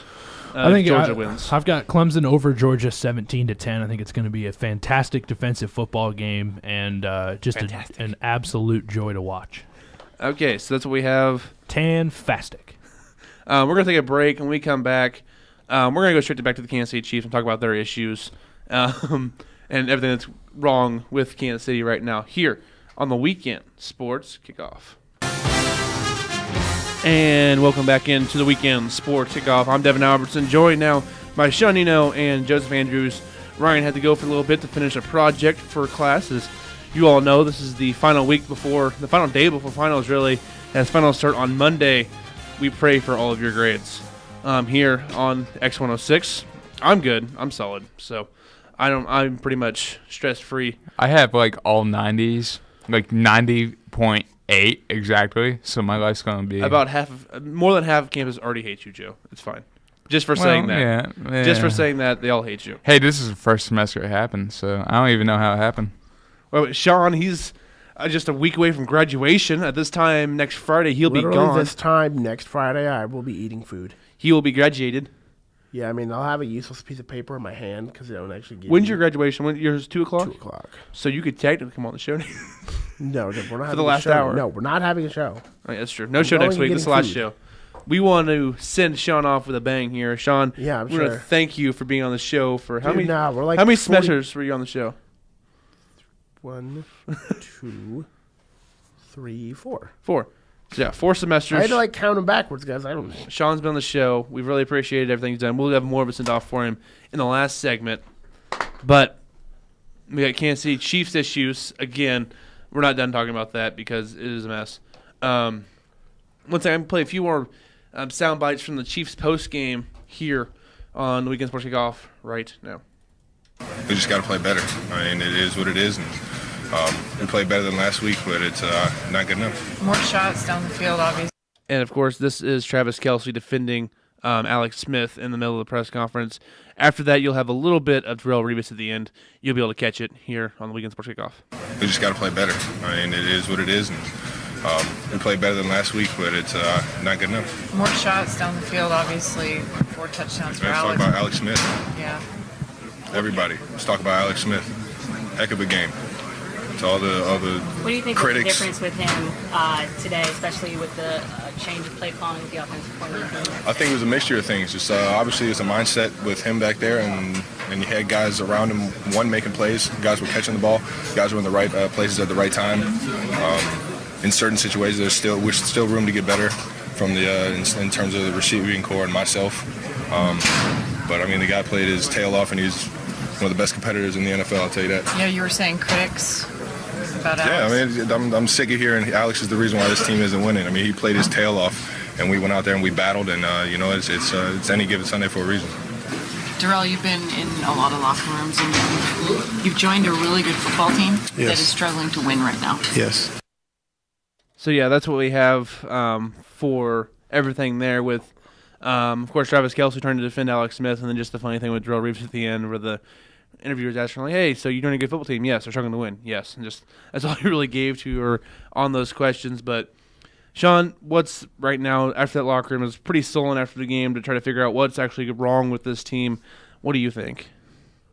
Well, I mean, the defense isn't playing great. I mean, we can see that as fans. I mean, but obviously it's on Alex Smith. He only put up 31 points. I mean, stupid Chiefs fans. Well, I mean, they're dumb. They're just dumb. I get so frustrated with this, and some of my friends are the biggest culprits. Where they're like, well, he just doesn't make a second read. It's like sometimes it just doesn't matter. He's put up 31 points in an NFL football game. That should be enough to win a game if your defense is competent, which it wasn't. He's not the issue. He's a top 10 quarterback playing like it this year. Not saying he is one. He just right now, his production-wise, says he is. He's having similar numbers to Drew Brees. Everybody kind of believes Drew Brees is a good quarterback. But right now, Alex Smith is actually outplaying him this year. And everybody wants to bench him because we have this shiny new guy behind him. And Patrick Mahomes, almost a shiny new toy, which Sean despises there. But I like Mahomes too. I like his Mahomes next to the next guy. I think he's the future of the Kansas City Chiefs. But next year, not this year in the middle of a playoff race where Alex Smith's playing well. He's not playing bad, so just because, he's just not the solution. He's not the problem. You don't just change stuff to a playoff football team because he's just not the long-term solution. He can still win this year. He's not the problem, people. I get so tired of that people in my mentions going, well, you just don't understand. No, I do understand. He's a good enough quarterback to win football games for the Kansas City Chiefs. He's shown it in the past. He's one of the best Chiefs in football history in their history. If you put him up there, he's just as good as Trent Green was and Lynn Dawson, and probably not to what Joe Montana was, even though he was later in his career. I mean, he's still playing really well right now, having a career year, and you guys want to bench him just because we have Patrick Mahomes behind him. It's not right, and it's not fair to Alex Smith, the rest of the offense, to have that over their shoulder when they actually played well on Sunday, and it's still on the offense for some reason that I can't figure out. Sorry, there's a little soapbox. Sean, go. Yeah. I mean, it's really hard. I kind of had to do that yesterday with TV practicum. I had to go up behind a really emotional stuff. I was like, I can't really follow that. But, sorry. No, you're fine. The defense has to kind of come together. It's not just the secondary. It's not just the front seven. They all have to come together, especially this week. If they want to get back on track, they have to do it this week. Because if they lose this game, then it's essentially over. Because you're not going to pass Oakland. You're probably not going to pass San Diego, depending on what they do you this can't week. pass San Diego, but yeah. Well, like you can't. Oh my goodness! I continue. See, they don't even just go back to San Diego. Make my life simpler. This is why you should go back, not for any other reason than to. We don't care about your crappy stadium situation. Just go back to San Diego to help Sean out when he's talking about sports. I know, right? It feels like they just betrayed me. Like, well, how do you think San Diego feels? I don't care how San Diego feels. It was me. It's all about me. But for the last 4 games, the Chargers have to play the Redskins this week. So if they're able to win that game, the rest of the games, Chiefs, Jets, and Raiders, they're winnable. The last game of the season for the Chargers versus the Raiders, that could come down to who could win the AFC West. Joe, what do you have to say about this? Yeah, it's all defense. I guess not really all defense, but it's mostly defense. My bad. Your mic was off. My bad. You're good. Oh. I'm sorry. I'm like, why is it so echoey? I'm sorry. You're good. Yeah, it was. It's basically just mostly the defense right now. Like, not getting its stuff together. Like, it's. I don't even know. Like the offense had that winning set up last week, and the defense went out and blew it. Like they need to find something. I don't know. Like it frustrates me that Bob Sutton has been able to create such a good defense the past couple of years. I don't think he's created a good defense. I think it's, hey, for years we just had more talent on that side of the ball than you do on offense, so we're going to stop you this way. Yeah, Even when he's with the Jets, it was the same thing. She had Darrelle Revis on one island, so you could say, hey, we're playing cover one robber, and you can't beat it because we have the best corner in football. And on the other side, we can do enough coverage over there to stop it. And now, guess what? Your second best corner is Terrence Mitchell, and he's not very good. And you have Nelson, Gaines, Acker, and Revis now who's old. So it's like, hey, guess what? We're going to not change a thing, and we're going to stop people. No, you're not. Adjust. He finally started blitzing like 3 weeks ago. That was nice to see. It's like finally you switched something up besides just playing cover one robber and have everybody turn their back and the quarterback runs for extra yards, what we saw there with McCown on Sunday. Bob, I get that. What I don't understand is all the NFL experts out there who are in the national media like, Bob Sutton, he's a great defensive coordinator. He's doing a great job. It's like, where's it at on the field? Because right now he's not putting guys in situations to succeed because he keeps putting Phillip Gaines out there or Nelson in single coverage, and they're not able to cover their guys. You're not giving them any help or getting a pass rush. So at the same time, it's like, what are you going to do? I get the offense was bad for the month of November. They were bad. They scored 17, 9, 10. They were not good. They scored 29 versus the Broncos, but they weren't very good. Like the month of November was awful for the Chiefs. December, the offense started out hot. The defense, they stayed November for some reason. So the defense needs to figure it out. The offense has started to again. That was nice to see. The Raiders do not have a very good defense. Hopefully the offense can score versus them, but the defense has their hands full with Derek Carr and company. Very true. One thing that the Chiefs kind of have in their favor for this week is that Amari Cooper most likely will not play against the Chiefs. Last time he had 210 yards. And three push-offs. True, much like Michael Crabtree.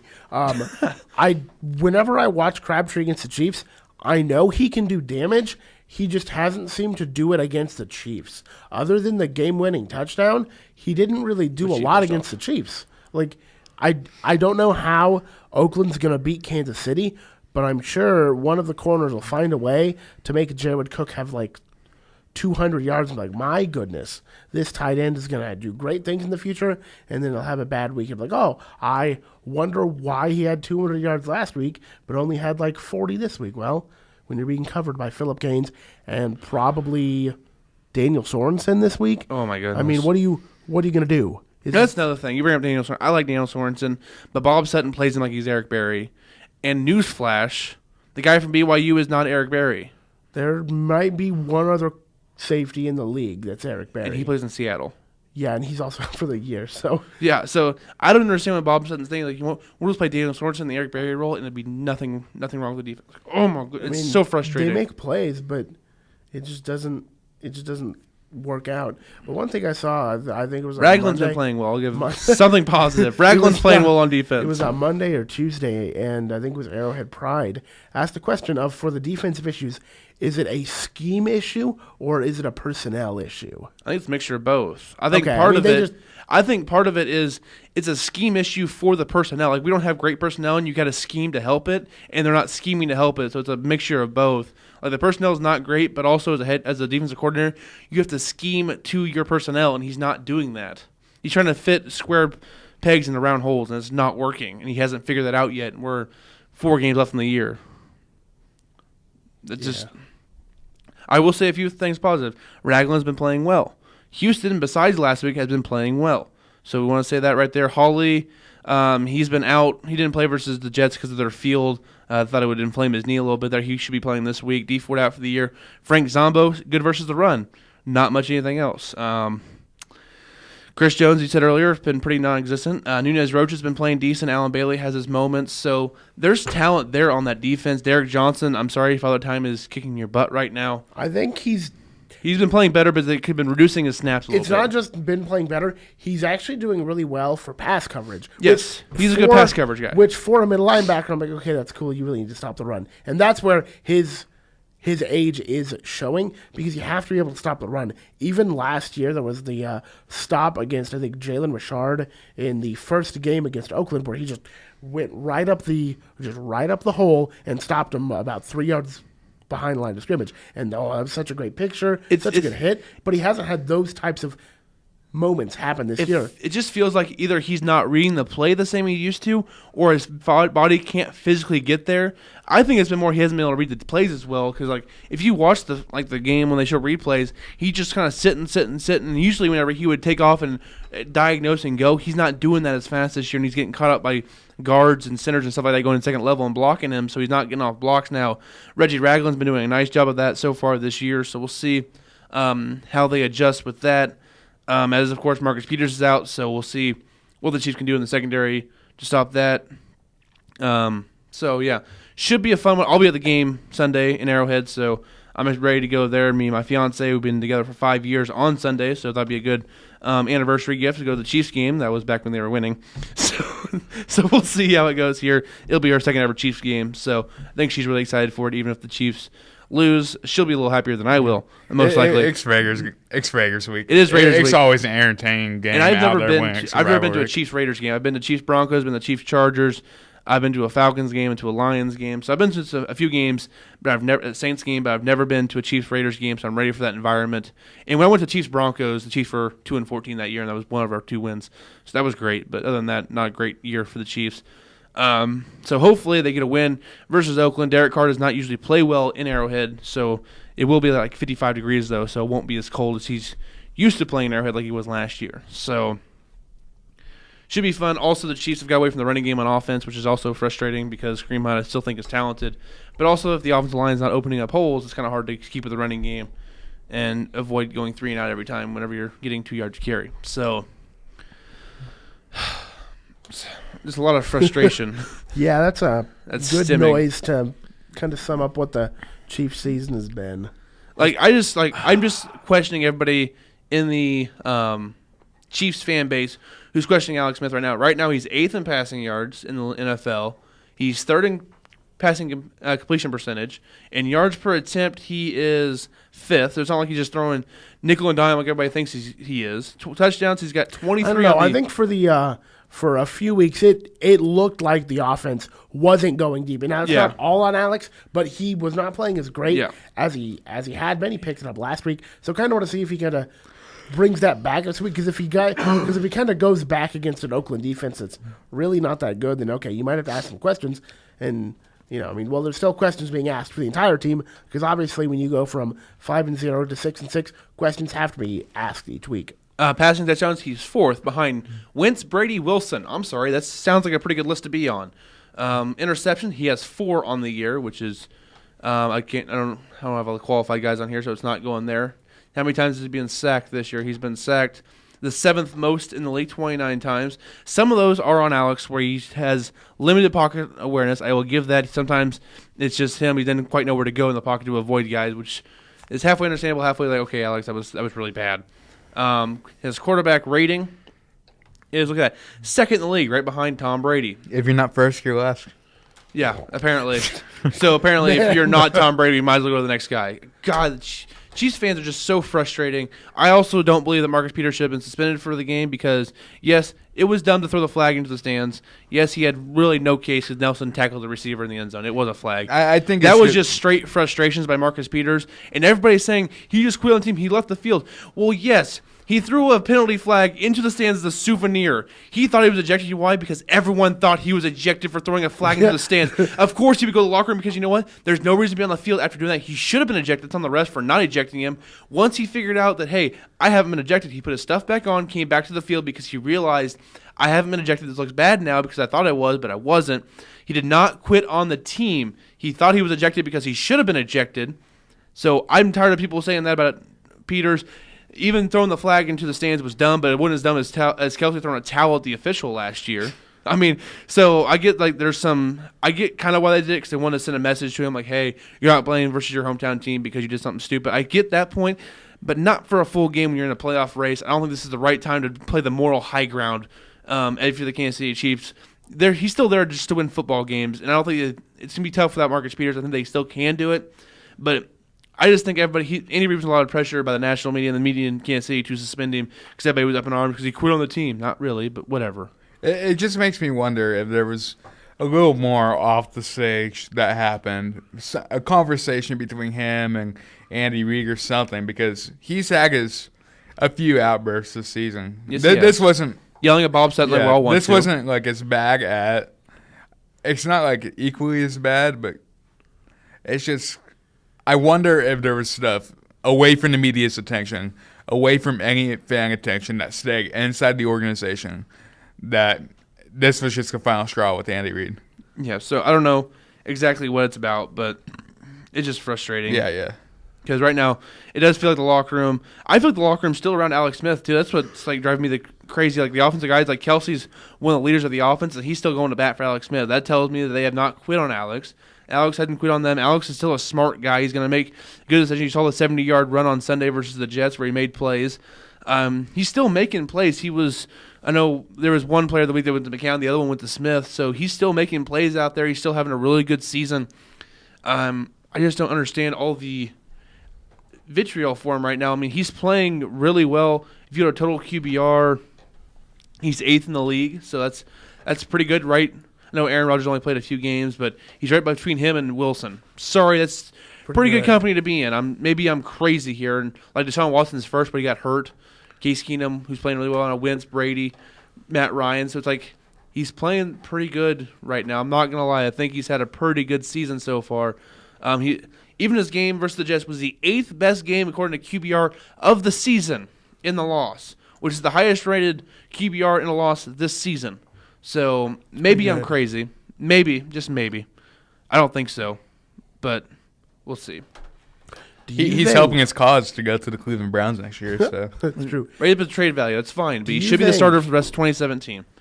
So the rest of 2017, do you think even if they lose the next 2 games? If they lose the next 2 games, I could see the case more from Mahomes because by that point you've lost all tiebreakers and you're 6-8. I get that point. Okay. If you are out of the playoff picture, then I'm okay with going to Mahomes. But as long as you're in the playoff picture, you stay with Smith because he gives you the best chance to get into the playoffs and still win the playoffs. He gives you the best chance on paper because we don't know what Mahomes is yet. Yeah, like breaking news, guys. What? Marcus Peters just got fined $24,000. Yeah. $309. For when did that happen? They announced that a little bit earlier today. ESPN's always slow with their notifications. Well, no, this wasn't even ESPN. This was Casey Starr. Casey Starr was slow then. Come on, bros. But yeah, it's just I agree with you that if the Chiefs stay in the playoff picture, you have to continue to start Alex Smith pending like an injury or something. But if you go to 6-8, this team is not in good places. Put him out there because you know what? At least if we go 6-10, then he's gonna get some games under him and give the fans something to watch. And another thing that I just cannot stand when people say because it's a flat out lie is whenever Alex Smith just didn't play well in the playoffs. That is an absolute lie. Like, it's not true. Like, if you look at the games that he's played in, he is not the reason they're losing. Like, it's not happening. Like, if you look at his career, going back to San Francisco in 2011, he beat the Saints. He beat the Saints in a shootout over Drew Brees, 36-32, including leading a drive and scoring with less than 30 seconds to go in the game, scoring a touchdown to win the game. I'm sorry, that seems like a pretty good game. Maybe I'm lying. 299 yards and 3 touchdowns, completing 57% of your passes is not a good game. I'm sorry. The next game they lost to the Giants. That was the same game. Kyle Williams had 2 fumbled punt returns. They lost by 3 points. Sorry, I don't think that's on Alex Smith for losing that game by 3 points against the Giants, who ended up winning the Super Bowl that year, by the way. So maybe 2011, maybe I'm crazy. Those 2 losses aren't on Alex Smith. His first year in Kansas City, they went to the playoffs, 2013 versus the Colts. He scored 44 points, threw for 378 yards and 4 touchdowns. Don't think that game's on him. Just a wild thought. The next year, 2 years after that, 2015 in the playoffs, they played Houston. They won 30-0. He didn't play great, didn't have to because they were up big because Brian Hoyer threw 5 picks, threw 190 yards, touchdown with 77% completion percentage. He played well enough to win that game, and they did. The next game, they went up to New England. You know what? It's kind of hard to win there. Just saying. 58% completion percentage, 246 yards and a touchdown, no picks, and lost 27-20. Maybe you can put that in. To be fair, that game wasn't even really that close. It was that close. They had the ball back with under a minute to go. They were down by 7. It was a 7-point game in New England. Correct, but that game should have been much. Without a Niles Davis fumble, they're still in that game. I don't know. Anytime they go up there, anytime it's just okay. Like they did have a chance to win, but they've had a few games over the past few years that when they've lost, I'm like, okay, well they had a chance, but it just the Packers game from a few years ago, kind of similar-ish to this Patriots game where they didn't really have a chance, but they did. Yeah, so that's what that happened right there. The next week, the New England lost by 2 points in Denver. So, yeah. I mean, they were still a good New England team. They lost by 7 on the road in New England, where it's really hard to win in Foxborough. Yeah. Not really. The 2016 game versus Pittsburgh, that's on him. That's his worst game in the playoffs. He played bad. They only scored 16 points, even though he did lead them on the drive late to tie it up, actually, until the holding call on Eric Fisher. He actually did tie that game up. Like, he did leave him back on a comeback. So, as much as you want to say he played bad in that game, everybody says he can't play in the clutch. He played well in the clutch there. Sorry. He actually led him back and tied the game up before the penalty. So he did. He did play bad in that whole game, though. They only scored 16 points versus Pittsburgh, even though Pittsburgh was on the field for near that entire game because the defense couldn't get off the field, kind of like the Jets game. So my whole point here, after all this ranting, is it's not Alex Smith's fault Chiefs are losing in the playoffs. He's been playing well enough to win. I know people are like, well, he's not playing enough to win. It's like there's only like 3 quarterbacks on the planet Earth who play well enough to lead teams to wins consistently in the playoffs. Rodgers, Brady, probably Russell Wilson at this point. I mean, other than that, need help. Sorry. Yeah, I mean, you could throw out Big Ben, but when you see what they have on offense, you're like, yeah, you should probably win games with that. Also, yeah, last year Pittsburgh had the ball for 34 minutes that game. 34. The defense couldn't get off the field. It's not as bad as the Jets this past week. No, it wasn't as bad as the Jets this past week. What was that time of possession? It was like 43 minutes. Yeah, they were on the field for a long time. Like, I'm sorry if I don't want to blame Alex Smith for all these misgivings in Chiefs history, even his own playoff history. When he's played well in the playoffs, I'm tired of this myth that he's not playing well in the playoffs. It's not true. It's flat-out lies that are spread by people who don't actually look up and just go by straight feelings. Yeah, the Jets had the ball for 43 minutes almost that game Sunday. Yeah, if I went by straight feelings, this would be a very bad Twitter feed. I'm not going to lie to you. I still tweet out stuff. And I'm like, this is how I feel during a game. But if I, truly felt that way, 3 days after, I'm like, okay, that makes sense, yada, yada, yada. But, I would have benched Alex a few weeks ago because, you weren't playing well. Might as well put in Mahomes. Yeah, and so I'm saying this. The Chiefs had the ball for 17 minutes and 11 seconds and put up 31 points. That's a lot of points. That's almost 2 points a minute. It's right up there. So, you people are crazy. Rant over. I'm done. We do need crazy people every once in a while, Devin. It's just frustrating because, I know smart people are thinking this, and it makes me so mad because they're like, he's just not the answer. Yes, not every fan base can get an Aaron Rodgers. There's only one of them ever made. I'm sorry. I'm sorry. Sometimes you have to just settle. And Alex Smith is not something bad to settle for the last 4 or 5 he's 5 better years. Than really anybody else you can pick up for in the free agent market. And the Chiefs haven't had any luck so far with drafting a quarterback and that actually working. So that's why hopefully in the future we have Mahomes. But, up to this point, the Chiefs haven't had any sort of luck drafting a quarterback. Yeah, so hopefully Alex can bring the Chiefs out to a playoff appearance this year. Alex Smith is having a career year this year as well. He's thrown for – last year, he only threw for 3,500 yards and 15 touchdowns. Well, he's exceeded both those almost this year. He has 3,200 yards with 4 games left and has 23 touchdowns. So he's been playing this year better this year like you all asked for. You still want to bench him. So that's all for you guys for having – that's on you people. I'm sorry. You people. It's on you peoples. So, yeah. And if you look in Kansas City last few years, 11 wins, 8, 11, 11, 6 when he's been the starting quarterback. So, is that good? Yeah, I think that's pretty good. Just a crazy thought out there. And even before that, in San Francisco, he went 6-2, 13-3 in the last 2 years there. So he knows how to win games in the NFL, even if the roster in San Francisco was really good. He still won with it. He didn't screw it up. He won games. So, yeah, there's that. I'm just so frustrated. Man, Twitter makes you really angry, don't they? It's not even Twitter. It's just my show this morning. I blame Luke. Luke Sanders. He makes me so mad because he's so irrational when it comes to Alex Smith. He wants Tom Brady when he's like, oh, we only have Alex Smith. If you don't have Alex Smith. He didn't lose to a win. He also railed on Peyton Manning for the same thing. It's like, dude.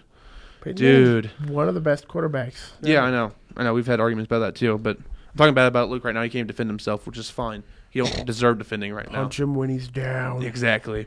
So, yeah, there's that. We're going to take a break because I'm heated right now. Need to go to break. And we talk about what we're watching this weekend and throughout the break, because this will be our last show of the semester in 2017. We're going to send Sean out on a high note, hopefully. He's been able to endure my rant here in the second to last segment of the show. But you're listening to The Weekend Sports Kickoff on X 106. Welcome back in, everyone, to the Weekend Sports Kickoff. I'm Sean Nienow, joined by Devin, Albertson, and put that phone down, Joseph. You just, come on, put it down. We don't need to have video evidence. I mean, you don't know what's going to happen here. But this is my last segment of the year. Devin, you stop that. Yeah, it's been a great 2 years here, but we're gonna kind of go what we're doing over the weekend. Joseph, I see that. I will throw your phone into the wall. But, Joe, what are you watching this weekend? Well, tonight I am going to Maryville High School for high school basketball. Thought I would stay away from the high school scene for a little bit, but who are they playing? They're playing Worth County. Ooh, 8-man champs. Yeah. So I think that's going to be an all right game. Worth County is ranked, I think, 9th in the state in Class 1. Really? Okay. Yeah, they're a good team. Really, okay, cool. You got some good athletes over there. So I think Maryville should win that game because it's Class 3 versus Class 1. But I think Worth County could maybe make it a game for a little bit. I know Maryville's still without Eli Dallas, but I mean, they've done pretty good otherwise, basketball-wise. They're holding him out a couple weeks just to he had an injury from football season that they're just letting heal up a little bit so he can start getting more full into the basketball season. But I mean, overall. From what Northwest Missourian beat writer James Howey has told me, they look pretty good. Their only loss was to Platte County. So, I called that game that game was huge. 97 on the Ville, and they played well in that game. Platte County was more talented than they were. Sendell didn't play that game either. He played in his third-place game. So Maryville boys should be pretty good this year in basketball. So it should be fun for you tonight. Yeah. And then really otherwise, I'll probably watch a little other sports Saturday, Sunday. This is the first weekend, otherwise, all year that I haven't had like a sports-packed weekend, which is crazy to think. But probably stay for a little finals too. Nerd. And then Chiefs. Yep. Chiefs, and hope they don't break my heart again. I know Ryan. He'll probably be watching the Army-Navy game. Sure, rooting for Army, as he expressed that earlier in the show. He is obligated. He is obligated by a contract. Unofficial. That contract may be his girlfriend, but still, it's a contract. It happens. So yeah, myself tonight. I don't have a whole lot planned tonight. I'm gonna give this a pretty easy Friday, kind of relax a little bit, and just get ready for finals week. That's also really easy for me. I'm sorry for everybody else to hear that, but I finally get a break for finals week once, so that's nice. We get one project done. That'll be good. Saturday. Not a whole lot of football on for Division I, but if you want some football, Division II semifinals, there's Harding at Texas A&M Commerce and West Florida at IUP. West Florida in the second year of the program in the semifinals. IUP is the only home team to win every game throughout their playoff schedule. They went 3-0 at home. All the other teams went 3-0 on the road in all three of the road games. Commerce making their first semifinal appearance, I think, along with West Florida and Harding. Harding lost their first 3 games to start the year. They've won 11 straight to make the semifinal. And Commerce, they just knocked down Central Washington and Minnesota State in back-to-back weeks and big road wins. So a lot of good D2 football this weekend. And then, of course, Sunday I'm going to the Chiefs game. Who's your pick for the championship? Oh, that's really tough because there's so much parity this year when it comes to on Division II. After you saw Northwest go down and Mankato and Central Washington, all those teams, probably on paper, IUP is probably the favorite, but I think Commerce wins the title this year. I just think they have a really good quarterback in Luis Perez, and I think they have a chance. Their defense has been playing really well as of late, so I think Commerce has a chance to win this one and give the Lone Star Conference a championship for the first time in maybe ever. I don't think they've ever won a Lone Star championship in Division II, so it'd be big for that conference. Even though there's 4 really good stories this year, only one of these teams has ever been to a semifinal. It's IUP. Other than that, all the other teams have been new to it. IUP's made 1 championship game where they lost to Pitt State back in the 90s. So it's good to see new faces in Division II in the championship game. I'll be going to the championship game actually next Saturday. I got some swag tickets from the MIAA, so I was able to get hooked up there, and I'm able to go. So I should be able to enjoy it without actually prepping and broadcasting for it like I have the past couple of years. Is there going to be a blizzard this year? I think it's supposed to be nice this year like it was a couple years ago versus Shepherd, so that should be nice. Good, yeah. Good weather for the championship game. How nice is that? They have a nice weather for a championship game. Nice. Well, that I remember, in Kansas City's defense last year, like everywhere but Florida last year would have been under snow. So That's it was true. bad weather last we year. just happened to have ice. Well, and just it was really, really cold. Devin, stop dying. Can't have you dying like I was. It's Sean, not good. It's your last segment. What are you watching this weekend? And And the rest of your life. I'm kidding. well, there's some great TV shows in 2020. Really looking forward to this. Tonight, Season 7 of Orville. Hey, I haven't watched it yet, but I've heard stuff about it. So we'll see I've watched season 1. It's pretty good. pretty good. Tonight I might actually watch some NBA. I haven't watched a lot throughout the year just because it's on like Tuesday nights, and it's like, There were 2 games on last night, Sean. Were they on TNT? Yes. Yes. I was asleep at 8:30. Well, you could have watched Lakers Sixers. Lonzo made a great play at the end of the game to get in the win. I was Lonzo asleep. to Ingram for 3 and the W. Taylor Dameron was happy. I know. I tried to go to sleep last night. I think I got a full hour of actual sleep, but I tried going to bed at 8:30. Just things didn't work out. Well, if you want 6 o'clock tonight, it's Warriors Pistons. On paper that looks good right now, but I think the Warriors are going to smoke them. And then 8:30, Celtics Spurs. Without Kawhi, the Spurs just aren't the same. Kawhi could be back on Saturday It's versus the Suns. looking like he's going to be more back on Tuesday. Dang it. Yeah, I know, right? But Suns is the perfect opportunity to play. it's true. It's true. Once he comes back, it'll be. They'll look. Like Spurs the are still will. 17-8 without Kawhi Leonard, and that's Yeah, which insane. means they're going to look better. Wow. Yeah, I know. They're only 3 games behind Houston for the 1 seed in the West, by the way. And 2.5 behind Golden State. There's women's basketball, but it's Why? UConn and DePaul. It's UConn, okay? Yeah, but it's DePaul. You have a point there. Saturday. I don't even know what I'm doing tomorrow. I might just lay on my futon. Honestly, just like stare up at the ceiling until like. You could watch a top 25 matchup in Nevada versus TCU at noon on ESPNU for the Basketball Hall of Fame Classic in Los Angeles. I'm sure LeVar will be there. I don't think LeVar wants anything to do with college right now. I think No. he's kind of pulled out of that. And he's like, He did yeah, break the LeVar rule last night, so. Yeah. So Yeah, he did. Attaboy. Attaboy, LeVar. all that I know is that while I didn't watch the LA Sixers game last night, while I am a Kansas fan, Joel Embiid legitimately could be a star in the league. Like Yes. a super, super breakout star. I am a for this known league. Kansas hater, and I think Embiid fact. could be a star in the NBA. Just because, like, I looked at budding his star. minutes, he had like 33 points while he only had 7 rebounds. He had like 5 assists, 5 shot blocks. This is a guy that you really haven't seen in the league for a very long time. Just the build that he has, and if he can stay healthy, my goodness, they With can, Ben Simmons. Ben Simmons is 6'10" point guard. It's almost like I've seen this before. The 6'10" is a tall point guard and a really good center, but I'm not going to It's say like- it because I don't it's want like to I've jinx seen it. But yeah, and It's almost like it's the Showtime Lakers. it's almost like that. Magic Well, Kareem. They're trying to build themselves up. I'm to kidding. that. It's not just- that yet. it's just taking some time. Lonzo is not shooting very well at all, but he's kind of trying to come together with all the stuff around him. He has to kind of get around that, and I think that gets into his head a little bit, that he just kind of has to calm down and start playing his game and just start actually making shots. And I will say this about Lonzo last night. He did play really well last night. He only had 10 points, but he went 5 of 11 shooting. That's not bad. He did go over 3 from the three-point line. That's a different discussion. 8 rebounds, 8 assists, 3 steals, 4 blocks, no turnovers, no fouls, plus 7 on the floor. That's a good night. And people have to remember, he is a 19-year-old playing in the NBA versus men. You are not going to come in the league right away and be physically developed enough to dominate the league. It's just not going to happen. His shot will, whether he has to change his shot or if he just has to get better at what he's doing, it will come around. I'm still a believer in Lonzo Ball, even though his dad is a nuisance, at least, at the minimum, there with the Lakers. But they're a fun team to watch, though, at the same time. Ingram had 21 points last night, 7 rebounds, 6 assists. Lopez, he had 11 and 5, 11 points, had Ananias Jr., and 7 rebounds. He had to guard Embiid quite a bit, and that was ugly. Also, Jordan Clarkson had 16 points in 14 minutes on the floor.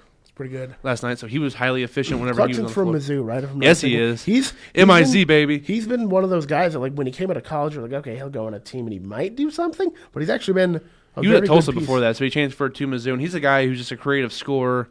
I'm not sure what impact he had on a good team, but at the same point, he can still score in the NBA, and that's still impressive to see him do that. And, of course, for the Sixers last night, they had 6 guys in double figures, all 5 of their starters plus Holmes, who had 13 off the bench, 12 for Simmons, 12 for Bayless, 13 for Embiid in 36 minutes, 15 for Reddick, 19 for Covington. So impressive. Simmons also had 13 rebounds and 15 assists.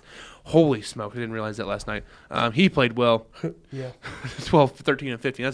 That's a nice stat line for Mr. Ben Simmons, who I think is going to be the Rookie of the Year this year because the sophomore rookie is doing really well. There have been a lot of those lately that the Rookie of the Year kind of just is First the year guy playing. he just missed the first year because injury. And then I guess we'll go back to what I'm watching. Sure. Over the Sunday. weekend. Sunday, we're going to go Chiefs and also Kansas. They play pretty much after each other. They're both going to end at the same time. And now my fear is they're both going to lose, and I'm just not going to know what to do with my Sunday. Who's Kansas play? Arizona State. Go Sun Devils. Isaiah, please make your team win this one. Well, it's more just like Kansas lost just because they played Syracuse before, and Washington, who their coach was a Syracuse guy, they pretty much like ran the same defense, but they talked to Syracuse and were like, okay, where did you guys mess up? How do we stop them? And that's basically what they did. And then Kansas didn't make shots, which is 5 of 20 from the 3-point line. That makes my heart happy. As Ryan talked about earlier on, if you don't make shots, you're not going to win, especially for this Kansas team that really only has 7 guys that can play basketball. Well, They played 8. Collegiate, yeah, they played 8, but they can only play 7. Come on. And then, Sunday Chiefs game, hopefully that goes well. Yeah. So, Graham only had 3 points for Kansas in that loss versus Washington. So It's not good. no, he needs to score more if they're going to win. He's coming off of 35 and 35, so. Well, you know what? He's trash. I'm kidding. What? I'm kidding. Gosh. He gives something personal. When they go back to playing in the big gym? When's their next game in the big gym? Literally Sunday. Like They're playing in the big gym? Yeah. Okay. See, for whatever reason, they can't play in Sprint Center, and you're like, Sean, it's a home game. You're right. I understand that it's a home game. It's glorious. They for whatever reason, they're like, well, we're in the Sprint Center, so I guess we're gonna play like we're a very bad team. It's like, why? Oregon last year was the glorious moment in March. Well, they didn't have a big guy, and that's been their downfall for the past few years. They really haven't had that dominant inside force, and then it really came out when Jordan Bell had his coming out party. Also, I'm so pumped they scheduled the next few games versus the powerhouses of Arizona State, Nebraska, Omaha, and Stanford. Hey, I'm actually going to that instead of playing UNO Wichita game. State, but whatever. Hey, Ryan and I are going to the to the UNO game. That should Only be fun. $15 tickets. Okay. Like, you know what? It's fine. It's fine. It's fine. But you know Should what? be a nice ticket to the big gym. I have 1 minute left. Almost. It's basically 1 minute. Don't you? We can go over. No, we can. We gotta. This is radio. We have to keep it in very strict guidelines. After we went for like an hour earlier. That's true. Okay, 1 second. Before you go on, Sean, we need to make a tribute to you and your greatness here at X106. All right, so, Sean Nienow, thank you for everything you've done here at the station and being on WSK for the last 4 semesters. You've been a real asset to the team. We want to appreciate, and good luck to you for your future here after you graduate next week at this time. You'll be a graduated college student, so how about that? You'll be an alum of Northwest. Yeah, that's really weird to think about, honestly. But yeah, just kind of going off of what I've done in sports, I really, really, really wish I would have done this for my first 2 years of college instead of doing literally nothing, because I came in here undecided, and then I was an accounting major. That was a bad idea. For those of you who are good at math, you can go do accounting. I can do math, but it just didn't work out. It was a bad time. But I mean, you and I kind of came onto the show pretty much at the same point, honestly, just because Pat left. I beat you about 2 weeks. Pretty much because I was like, I joined Practicum, but I was Because like, the very end of that fall semester, national championship game a couple years ago versus, what was it? No, wasn't. Was that Shepherd game? Yeah, it was a Shepherd game. I was a sideline reporter for sports. I was like added on at the last minute for that because Dameron went to the Lakers game to watch Kobe play one last time instead of going to the championship game. That was a mistake on him. He went to the OKC game. So I was able to go into that, and I was able to enjoy the game with Pat and Creighton in the booth for the second half, be on the 3-man crew. And then the next semester I was put in sports full-time. That's when you joined. So we've been on this road pretty much at the same time, be on the show for almost the same amount of time as well. So it's been a fun ride. I still have 1 semester left, so my ride's not quite over, but I'm glad yours has come to fruition. And you got through Fred's class. Like, it's coming to an end, but it's not like a bad end. It's not like I died or anything. No, this is a glorious end. I'm here right now. Yeah, that's a certain way to This put it. isn't Barstool Van Talk. This is No. Yeah. I was taken off after my first show. What a shame. We need to get you a trophy to raise up after the ceremony, so we just raise your diploma up. That's the same thing, I guess. That's true. I mean, I'll get the diploma later because they're going to hand me a piece of paper. I'll be so proud. Good job. We're proud of you, Sean. You're ready to go to the real world, we think. Sure, yeah. That's what they keep telling me. You passed Fred's classes. Yes. You're going to pass Fred's classes. When's your final? Monday at 2. Okay. That's going to be a long week afterwards. When's your last final? Thursday at 9:40. Okay, so after that, you are free. You get your fake diploma on Friday, then your real diploma later, and you're going to be an alum of Northwest. We're so proud of you, here at X106. Good job. So, yes, you've made it. Woo! So, yeah, that's the end of our show here for the Weekend Sports Kickoff, the last one of the 2017 year. We'll be back in 2018. Hopefully we're better for you here on the Weekend Sports Kickoff.